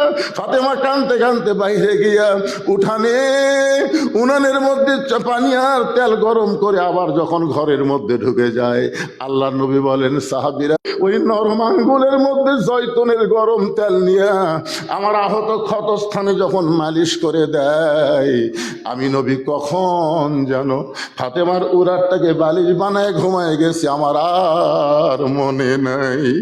আমি ঘুমের ঘরে স্বপ্নে দেখি আমার মা আমিনা আমার শিওরের পাশে দাঁড়ায়া কাঁদতেছে। এত বছর পর, 6 বছর বয়স আমি মা হারাইছি, আমার সেই মা আমার শিওরের পাশে দাঁড়ায় কান্দে। এত বছর পরে মাকে স্বপ্নে দেখে আমি বাস্তব মনে করে খপ করে মায়ের হাত, আমি কান্দি না, বরং আপনি আমারে কান্দান। আপনি স্বপ্নে মা বলে আমার হাতটা চাইবা ধরছেন, এই যে দেখেন বাবা এখন পর্যন্ত আপনি হাতটা চেপে ধরে আছেন। আল্লাহ রাসূল বলে, ফাতেমা স্বপ্নে যদি মা বলে তোর হাতটা চাইবা ধরি, ওই আল্লাহর শপথ করে বলতেছি তুই শুধু আমার মেয়ে না, তোর ভিতরে রয়েছে আমার মা আমেনা। আবু যর গিফার বলে, কবর, খবরদার বেয়াদবি করিস না। এই বলে কোদাল দিয়ে আবার কবর খুঁড়তে খুঁড়তে এক সময় আবেগে বলতে, কবর রে তুই কি বলতে পারিস এই গভীর রাত্রে কোন মহিষী নারীকে তোর মধ্যে দাফন করা হবে, যার স্বামী হলো আসাদুল্লাহিল গালিব। কবর, খবরদার বেয়াদবি করবি না। কোদাল দিয়ে কবর খুঁড়তে খুঁড়তে এক সময় আবু যর গিফারি বলতে, কবর তোর মধ্য থেকে আওয়াজ আসতেছে, আবু যর। এই আওয়াজ কিন্তু ফাতেমার জন্য না, এই আওয়াজটা হলো আমরা সবাই ইন্না লিল্লাহি ওয়া ইন্না ইলাইহি রাজিউন, আমরা সবাই কবরে যাব। আমাদেরকে লক্ষ্য করি কবর থেকে বলা হচ্ছে, আমি কারো মা, কারো বাবা, কারো সন্তান দেখব না, কার বাবা কেমন, কার স্বামী কেমন, কার সন্তান কেমন, আমি এইটা দেখব না। আমি দেখব আমল যদি ভালো হয় কবর জান্নাতের টুকরা হয়ে যাবে, আর আমল যদি খারাপ হয় কবর জাহান্নামের গর্ত হয়ে যাবে। এই কথা শোনার পরে আবু যর গিফারি গোটা দেহ থরথর করে কাঁপতেছে, আর কোদাল মারতে পারে না। কোদাল ফাইলা দিয়ে আবু যর গিফারি ওই কবরের দিকে আর তাকাবার পারে না। কাঁদতে কাঁদতে কোথায় যেন চলে গেছে। নির্দিষ্ট সময়ে হযরত আলী ফাতেমার লাশটা কাঁধে নেওয়ার জন্যে ঘরের মধ্যে ঢুইকা দেখে ফাতেমা নিজে নিজেই কাফনের কাপড় পরেছে, নিজে নিজেই গোসল করে কাফনের কাপড় পরেছে। হাসান হোসেনকে দুই ভাইকে ঘুমায় দিয়া ফাতেমা মাঝখানে চিরদিনের মতন ঘুমায় গেছে। হযরত আলী ফাতেমারে কাঁধে করে নিয়ে ওই জান্নাতুল বাকির পূর্ব কোনায় সবুজ রঙের বাতি বরাবর এসে চিৎকার করে বলে, আবু যর কবর ছেড়ে তুই চলে যা, তুই কবর ছেড়ে চলে যা। কিন্তু আবু যর, আমি স্বামী হয়ে সাক্ষী দিলাম ফাতেমা অত্যন্ত ভালো। এই সাক্ষী দেওয়ার পরে হযরত আলী তাকায় দেখে সামনে কয়েকটা পুরাতন কবর দেখা যায়। এইমাত্র ফাতেমার নতুন কবর আর চোখে পড়ে না। হযরত আলী বলে, ফাতেমার কবর এখনই যে কবর দিলাম সেই কবরটা গেল কোন জায়গায়? কে যেন চিৎকার করে বলে, আলী রে ফাতেমা পর্দা নিশি, আমি আল্লাহ জোহরা ডিগ্রি দিয়া ফাতেমার কবরটাকে কিয়ামত পর্যন্ত পর্দা করে দিয়েছি। হযরত আলী চলে আসলেন। আসার পরে চিন্তা করলেন, যখন আসসালাতু খায়রুম মিনান নাওম শুনবো তখনই আমি চলে যাব মসজিদে। আবু যর গিফারি কেন আমার কথা বলার আগেই কবর ছেড়ে চলে গেছে। ফজরের নামাজের অর্থে গিয়ে দেখতেছে আবু যর গিফারি মসজিদে নববীতে নাই। হযরত আলী চিন্তা করতেছে ফাতেমার কবর খুঁড়তে গিয়া শরীরের মধ্যে হয়তো মাটি লাগতে পারে, এই কারণেই হয়তো ফজরে আসে নাই। জোহরের সময় খেয়াল করে দেখে হযরত আলী আবু যর গিফারি মসজিদে নববীতে নাই। আসরের সময় দেখে নাই, মাগরিবের সময় নাই, এশার সময় নাই। একদিন দেখে নাই, 2 দিন দেখে নাই, 1 সপ্তাহ নাই, 2 সপ্তাহ নাই। মদিনার সাহাবীরা বলা বলি শুরু করলো, নবীর জলিল কদর সাহাবী আবু যর গিফারি কোথায় গেল? কিন্তু হযরত আলী তো জানে আমার ফাতেমার কবর খুঁড়তে গিয়ে হারায় গেছে, কিন্তু কোথায় গেছে সেইটা সে নিজেও জানে না।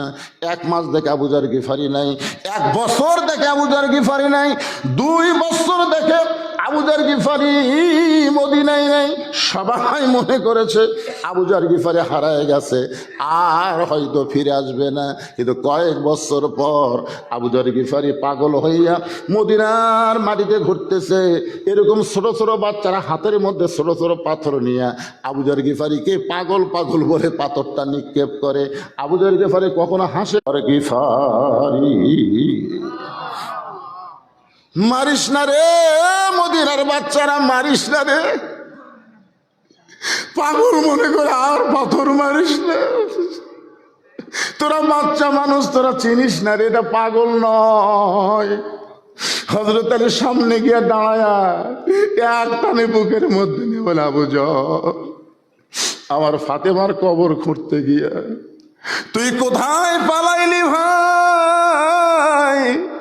একদিন 2 দিন নয়, 1 সপ্তাহ 2 সপ্তাহ নয়, 1 মাস 2 মাস নয়, 1 বছর 2 বছর নয়, এত বছর পরে তুই তো পাগল না রে, কথা বল, তুই কোথায় গেছিস? আবু যার গিফারি কোনো কথাই বলে না, কোনো কথাই বলে না। হযরত আলী জোর করে ধরে তাওয়াজ্জু দিয়া এক টানে বুকের মধ্যে, আবু যর বল তুই কোথায় ছিলি? সঙ্গে সঙ্গে আবু যর গিফারির জবান ফসকে বের হয়ে গেছে, কবর কবর কবর। 3-3 বার কবর উচ্চারণ করে হযরত আলী দেখে আবু যর গিফারির দেহ ভারী লাগতেছে। একটা জীবিত মানুষের দেহ বুকের মধ্যে নিলে কিন্তু ভারী লাগবে না। যেই মাত্র ভারী লাগছে, জ্ঞানী মানুষ বুঝতে পেরে আস্তে করে হযরত আলী বসে দেখে আবু যর গিফারি আর দুনিয়াতে নাই। দিক থেকে সাহাবীরা দৌড়ে আসতে, আলী ভাই, কোন পাগলকে তোমার কোলের মধ্যে ঘুম পাড়াইতেছো? আলী বলতে, সাহাবীরা রে, পাগল বলিস না রে, পাগল বলিস না, এটাই হলো নবীর জলিল কদর সাহাবী আবু যর। বলে, আবু যর তো হারাই গেছিল, এত বছর পরে কোত্থেকে আসলো? আলী বলতে, ভাইজান, পাইলাম ঠিকই, শুনতে পাইলাম না, শুধু একটা শব্দ 3 বার শুনলাম, জবান খুললো, কথা বললো না, শুধু কবর কবর কবর বলে দুনিয়া থেকে চলে গেল। প্রত্যেকটা সাহাবী হাঁটু গেড়ে মাটিতে বসে বলতে, আল্লাহ, এই দুনিয়া থাকার জায়গা না। আল্লাহ রাসূল বলেছেন, সর্বশেষে যেই ব্যক্তি কবরে যাবে, কবরের ঘরে তাকে 50,000 বছর থাকা লাগবে। আজকে যারা এখানে বসে আছি ভাই, আমাদের সকলের সামনে সেই কবরটা আছে না নাই? সেই কবরকে স্মরণ করে একটা কবি একটা গজল গাইছে, কিন্তু যেদিন ডাক পড়িবে, কিন্তু যেদিন মানে কোন দিন, দিনের কথা উল্লেখ নাই, কিন্তু যেদিন ডাক পড়িবে, কবর মাঝে যাইতে জোগাড় কিছু করছো বন্ধু, তার মাঝে বিছাইতে। আমাদের সকলের সামনে কবর আছে না নাই? এজরকার আছে না নাই? সেই কবরকে সামনে রেখে আজকে এই নবীর মাদ্রাসার মাহফিলে, ঈদগাহে উন্নতি কল্পে আপনাদের কাছে আমি 2খানা হাত বাড়ালাম ভাই। এই কবরকে সামনে নিয়ে যেটাই দিবেন, এটাই কবরের পাতে হবে। 1000, 2000, 5000, 10,000, যাই যা পারবেন অল্প সময়ের মধ্যে আমার হাতে দিবেন। আর ছেলে পেলে ব্যাগ নিয়ে যাবে আপনাদের কাছে, জীবনের শেষ দান মনে করবেন, কারণ এখান থেকে বাড়ি যাওয়ার কোনো গ্যারান্টি নাই। এই মনে করে পকেটে যা আছে আল্লাহর রাস্তায় দান করবেন। এই ছেলেরা, যুবকেরা, যারা মাহফিলের আয়োজন কমিটি, তোমরা ব্যাগ না, পিছন দিক থেকে, সামনের দিক থেকে না, পিছন দিক থেকে তোমরা ব্যাগ ধরবে। 10, 20, 50, 100 যে যা পারবে আল্লাহর রাস্তায় দান কর। আজকের মাহফিলের সম্মানিত প্রধান অতিথি উনি আসে নাই, আসছেন আপনি প্রধান অতিথি, তা আপনি কিছু একটা কন আপনার জন্য।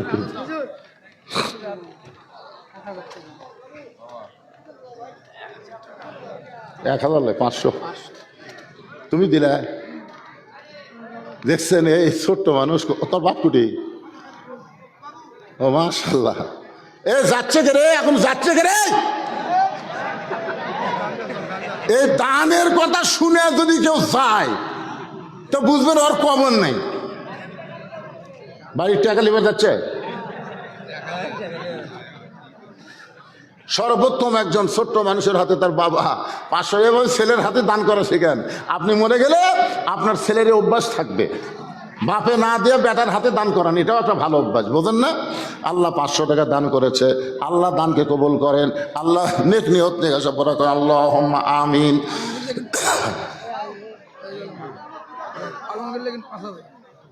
আচ্ছা, এখানে যেগুলো বাকি দেয় পরে পাওয়া যায়, পাওয়া যাবে। লিল্লাহে তাকবীর। আলমগীর হোসেন সাহেব 5,000 টাকা ধরে বলেন মারহাবা।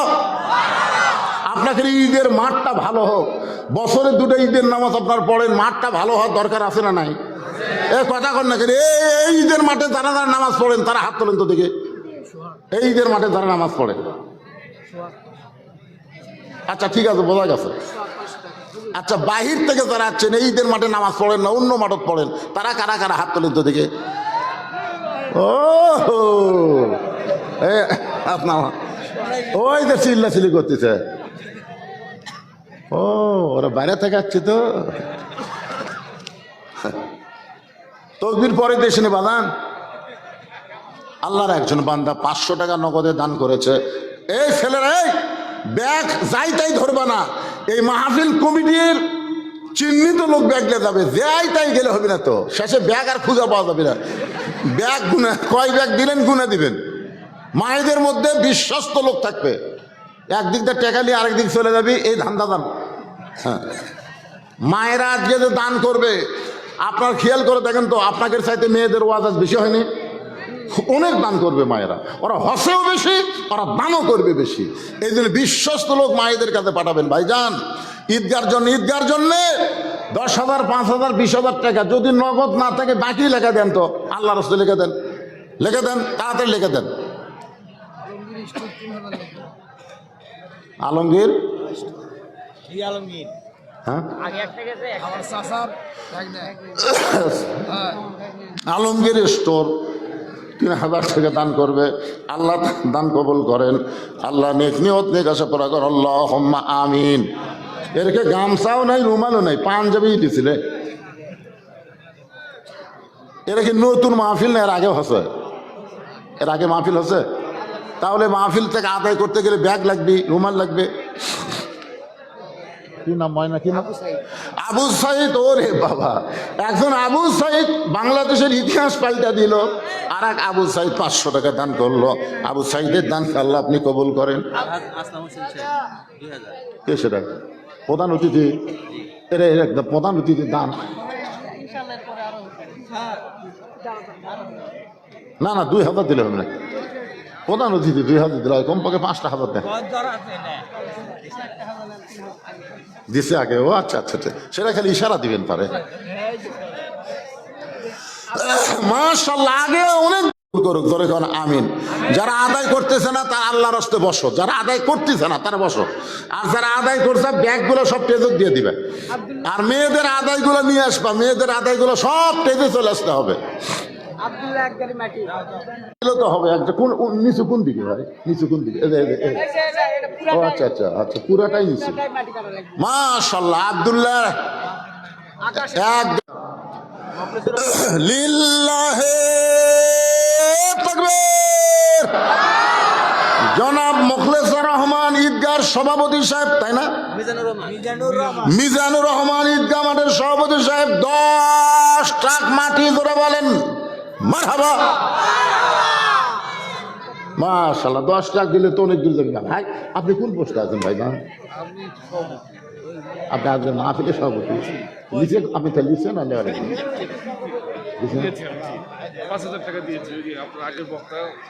আমার কিছু দিবেন না ভাইজান, অন্তত 2-4 গাড়ি মাটি দেন, কি দেন। মাশাআল্লাহ, ভাইজান বলতেছে ঠিক আছে, আপনি যখন বললেন আপনার সম্মানে আবারও 4,000 টাকা ধরে বলেন মারহাবা। আজকের মাহফিলের সম্মানিত সভাপতি সাহেব আগে 5 দিছে, আবার 4, কত হলো? 9 হলো। আগে 6 দিয়েছে, ও আগে 6 আর 10 হলো। মাশাআল্লাহ, 10,000 হয়ে গেছে। ওলা আর কমাচ্ছে, আর কমাচ্ছে। ওটা মাও দিছে 1,000।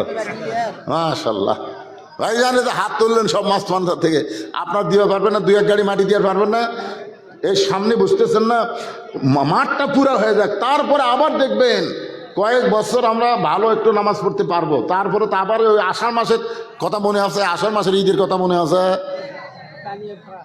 শেষদার দিয়ে দিছে, এমন বৃষ্টি আসছে, ইমাম সাহেব শেষদার যা বৃষ্টির কারণে দোয়ার কথা ভুলে গেছে, নাক দিয়ে ভুটভুটি বাড়াচ্ছেন, কি করবি? নিঃশ্বাস হ্যাঁ, এই জন্যে ভাইজান মনে আছে আপনাকে রে, এই গোটা মাঠ চারিদিকে প্রাচীর দিতে হবে, গোটা মাঠ এক সময় পাকা করতে হবে, মাঠ সুন্দর করবেন ইনশাল্লাহ। বছরে 2টা দিন আনন্দে আসেন, আপনারা আনন্দ নিয়ে ফেরত যাবেন। এই জন্য সবাই মাটি দেওয়ার জন্য একটু রেডি হবেন, আল্লাহর রাস্তায় দান করবেন। আল্লাহ সকলের দানকে কবুল করুক, আল্লাহুম্মা আমিন। শামীম 1 গাড়ি মাটি দান করবে, শামীমের দানকে আল্লাহ আপনি কবুল করেন, আল্লাহুম্মা আমিন। ছোট্ট একটা বাচ্চা 100 টাকা 200 টাকা দান করছে, আল্লাহ দানকে কবুল করেন। আবু 1 গাড়ি মাটি দান করবে, 1000 টাকা দান করবে, আল্লাহ তার দান কবুল করেন। আল্লাহ নেক নিয়ত নেক আশা পড়াক, আল্লাহুম্মা আমিন। এই মাদ্রাসার মধ্যে নাকি একটা বাড়ি পড়ছে, এই মাদ্রাসার মধ্যে একটা বাড়ি, সে বাড়ি কোনটা? এরাই বাড়ি, ওই বাড়িটা থাকাতে মাদ্রাসার, খালি মাদ্রাসারই লস হচ্ছে না মাঠেরও?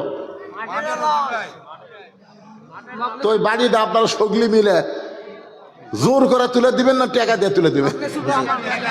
উনি বলছে আপোষ আমাকে দাম দিলে, টাকা দিলে আমি অন্য জায়গায় হ্যাঁ টাকার ব্যবস্থা করে দেবো। আনিকা পাম্পের মালিক 10,000 টাকা করে বলেন মারহাবা। আবুল কালাম আজাদ সাহেব আগে 5,000 দিয়েছে, আবার 5,000। আবুল কালাম আজাদ সাহেব আগে 5,000 দিয়েছে, আবার 5,000 টাকা ধরে যান মারহাবা। এটা কিন্তু এই বাড়িওয়ালার টাকা দেওয়ার জন্য টাকা আদায় হচ্ছে। আমার ওই ভাই দিবে কত? ভাই ভাইজান বাড়ি মাশাআল্লাহ, কি ভ্যান চালান আপনি? কি পাওতে চালান না অটো? ও অটো। আল্লাহ ব্যাটারি যেন ফিউজ না হয়, এক ব্যাটারি যেন 4 বছর টিকে। অটো ভ্যানের এই ব্যাটারি তো সমস্যা। হ্যাঁ, আবার 1000।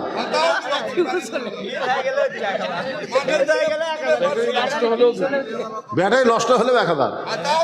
মা জাতের চেতা সেটিছে রে। মখলেসুর রহমান মখলেস 2000 টাকা দান করবে, আল্লাহ দান কবুল করেন, আল্লাহুম্মা আমিন। এই পিছনে যারা দাঁড়িয়ে আছেন সোনার চানেরা, আপনারা কিছু দিচ্ছেন? আমি তো দেখবার পাচ্ছি না, অনেক দূর পর্যন্ত লোক রে বারে। এই মাদ্রাসার সুপার সাহেব 10,000 টাকা করে বলেন মারহাবা। এই মাদ্রাসার সহ সুপার কে? অসুস্থ, তার পক্ষে কেউ নাই। আজকে সুস্থতার জন্য দোয়া করতাম। মুখলেসুর রহমান মকি সাহেব আবার 10,000 টাকা করে বলেন মারহাবা। আপনারা কোন হবে না? একটু চেষ্টা করলে কিন্তু হয়ে যাবে। দেখেন 1 লোক দান করছে, আবার 10,000, আবার মাশাআল্লাহ। হ্যাঁ, দিতেই থাকে। খুবই সমস্যা হচ্ছে তো, ঘর থেকে একটা কি বেসাই যাচ্ছে। তো উনি তো রাজি আছে, তাই না? ভালো মানুষ, গরিব মানুষ, ভাই রে টাকা ফেলে উনি চলে যাবে, আর কোনো আপত্তি নেই। অনেক 2-1টা থাকে না, যেমন রে এত দেওয়া লাগবে, মানে ওই বেকায়দার ফেলে যা করা দরকার। মাশাআল্লাহ। আল্লাহ আমার ভাইজান, উনি কি বাড়িওয়ালা কি এখানে আছে? আমাদের স্টাফ শেখ ফরিদ ইমাম সাহেব আমাদের স্টাফ। আপনি কি স্টাফ? মাদ্রাসার স্টাফ। মাদ্রাসার স্টাফ তাই এখানে নাই? আপনারই বাড়ি ওটা? না, তিনি 10,000 দিবেন। ও মাদ্রাসার স্টাফ ইমাম সাহেব, নাম কি ওনার? শেখ ফরিদ সাহেব 10,000 টাকা করে বলেন মারহাবা। মাশাআল্লাহ। আল্লাহ শেখ ফরিদ একজন আল্লাহর ওলি, তার সঙ্গে কবুল করুক, আল্লাহুম্মা আমিন। হ্যাঁ, সেই মহব্বত আমার সাথে, শেখ ফরিদের মহব্বত সেই মহব্বত। 2-3 বার গেছে, বুকের মধ্যে চাপে ধরছে আমার ভাই যান। আল্লাহ মাদ্রাসার টাপ আবার এই বাড়ির জন্যে, বাড়িটা এখান থেকে অন্য জায়গায় সরে দেওয়ার জন্যই রাজি হয়ে গেছেন। আপনারা সবাই খুশি খুশি 2-1,000 করে দান করেন ভাই, করেন। এটা দেখতেও কেমন লাগতেছে, ঈদগার উন্নতি, মাদ্রাসার সৌন্দর্যের জন্য সবাই খুশি খুশি দান করেন ইনশাল্লাহ। আর কেউ আছেন? 10 টাকা দিবেন। আমি 1,000 দিলাম, লেকিন এখনই লগর টাকা এর আগে 500 প্রথমে দিছি। প্রথম 500 দিচ্ছেন? প্রথমে 500 আমার টাকায় দিছি। লগর টাকা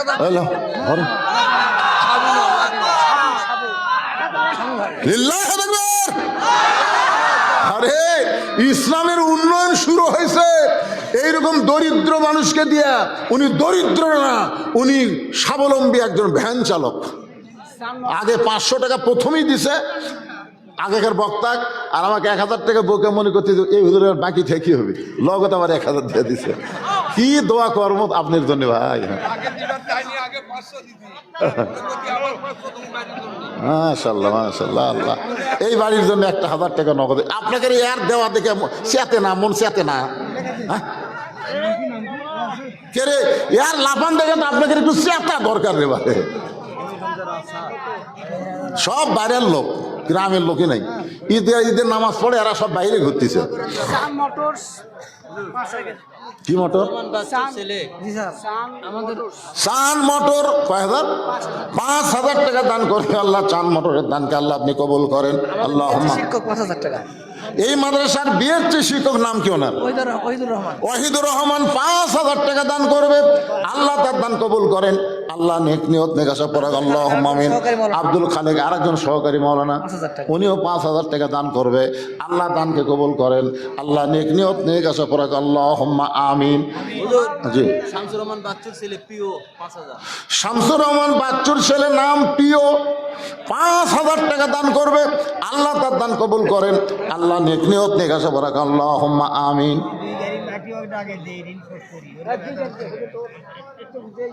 এক গাড়ি মাটির দাম কয় হাজার টাকা? 800 টাকা। তো 2 গাড়ি মাটি মানে 2 গাড়ি টাকা দিছে শিখা মনে হচ্ছে। তাও নিজস্ব গাড়ি আছে।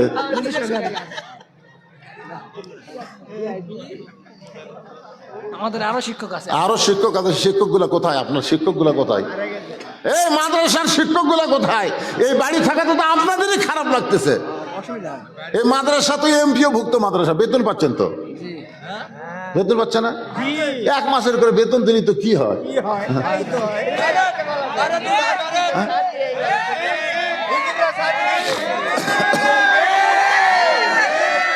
সব দেখছেন মুরব্বী ওর তো ঠিক আমার ভাই। হ্যাঁ মাশাআল্লাহ, অনেক রাত হয়ে গেছে। আপনার সবাই খিদে লাগছে? তবারক আছে, খিদে লাগলে ক্ষতি নাই, তবারক আছে। টাকার দরকার। সবাই একটু জিকির করেন লা ইলাহা ইল্লাল্লাহ, লা ইলাহা ইল্লাল্লাহ, লা ইলাহা ইল্লাল্লাহ, লা ইলাহা ইল্লাল্লাহ, লা ইলাহা ইল্লাল্লাহ, লা ইলাহা। আচ্ছা, মা বোনদের মধ্যে কি পেলেন সেটার কোনো খবর আছে? আমাদের নাম আসে না, মা বোনদের টোপ লাগছে। হ্যাঁ, সে টোপলা কোন জায়গা?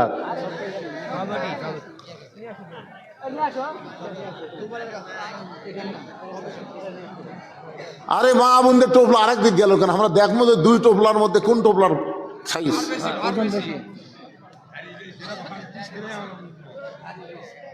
আচ্ছা ঠিক আছে, এক জায়গা তখন গেছে বাবা। এই তোমার কি মনে হয়? টোপলার দেখেন তো, এই টোপলার চাইতে বেশি হবে না?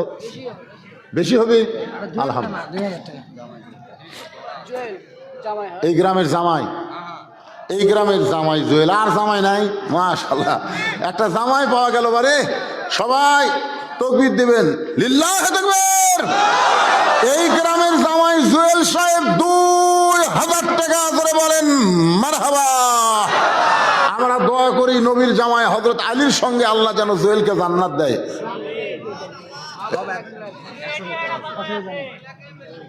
এটা কি চলে যাচ্ছে?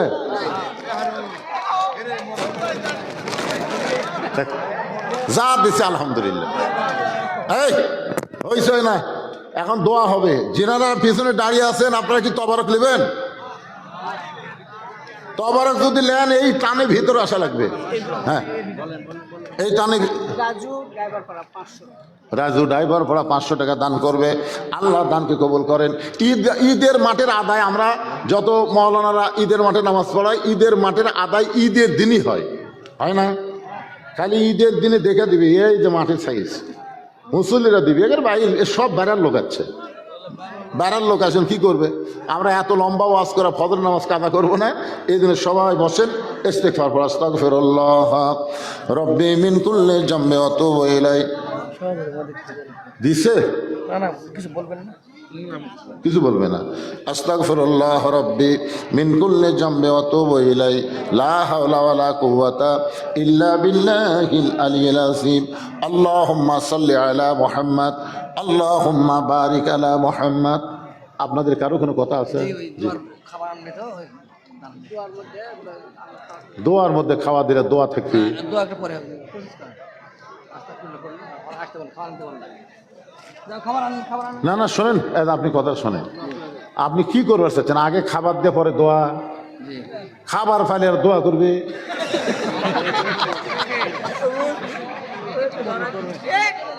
আবার যদি মনে করেন যে আপনি দোয়ার মধ্যে খাওয়া মানে দোয়া হবে, এটা কি টোপলা করছেন? জি প্যাকেট করা? প্যাকেট করা। তো এত ভিড় হয়ে পড়ছে এখন, এটা তো মাঝখানে দিবার গেল তো আপনার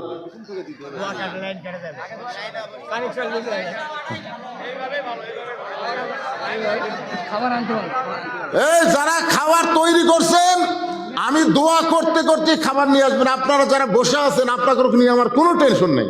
আপনারা যে সামান্য খাবার দেখে একের সব ওয়াজ ভুলে যাবেন, কবরের কথা ভুলে যাবেন, মরার কথা ভুলে যাবেন, আমার বিশ্বাস হয় না ভুলে যাবেন। কিন্তু ওই যারা পিছনে খাড়া হয়ে আছে এরা হয়তো হইচই করতে পারে। তা আপনারা কি করবেন? দোয়ার মধ্যে তবারক নেবেন না দোয়ার পরে তবারক নেবেন? আর দোয়ার পরে, কারণ শোনেন শোনেন, আর দোয়াও মুখল ইবাদত। দোয়ার চাইতে বড় ইবাদত নাই ভাইজান। এখন এরকম হাত তুলছেন, ইতিমধ্যে এক টোপলা আপনার মুখের সামনে দিল, হঠাৎ যদি হাতের দিকে না থাকে টোপলার দিকে চোখ যায় তাহলে কি হলো? দোয়ার থাকলো? এই জন্য যা হয় হয়ে যাক। হ্যাঁ, আপনার আগে মোনাজাত তবারক যদি না পান, আসান দিয়ে খাই না আমি, শিলা বক্তা আলাদা। আল্লাহুম্মা সাল্লি আলা সাইয়্যিদিনা শাফিনা নাবিয়িনা মাওলানা মুহাম্মদ ওয়া আলা আলিহি ওয়া সাহবিহি ওয়া বারাক ওয়া সাল্লিম। আল্লাহুম্মা সাল্লি আলা মুহাম্মদ, আল্লাহুম্মা বারিক আলা মুহাম্মদ, আল্লাহুম্মা আমিন। আয় আল্লাহ তাআলা, সেই মাগরিবের নামাজের পর থেকে রাত প্রায় 12:30টার দিকে পৌঁছে গেছে। এই দীর্ঘ সময় পর্যন্ত তোমার পাগল বান্দা বান্দিরা আরামের বাড়ি ঘুমকে বাদ দিয়া কোরআন হাদিসের মহব্বত কলিজার মধ্যে নিয়ে এই জান্নাতের বাগানে বসে বসে কোরআন হাদিস আলোচনা শোনার শেষে আমি গুনাহগারের সঙ্গে রহমতের দরজায় ফকির হয়ে দোকানে হাত তুলেছে। মেহেরবানি করে আজকের মাহফিল আমাদের সকলের হেদায়েতের জন্যে, নাজাতের জন্যে, জান্নাতের জন্যে কবুল করে নাও।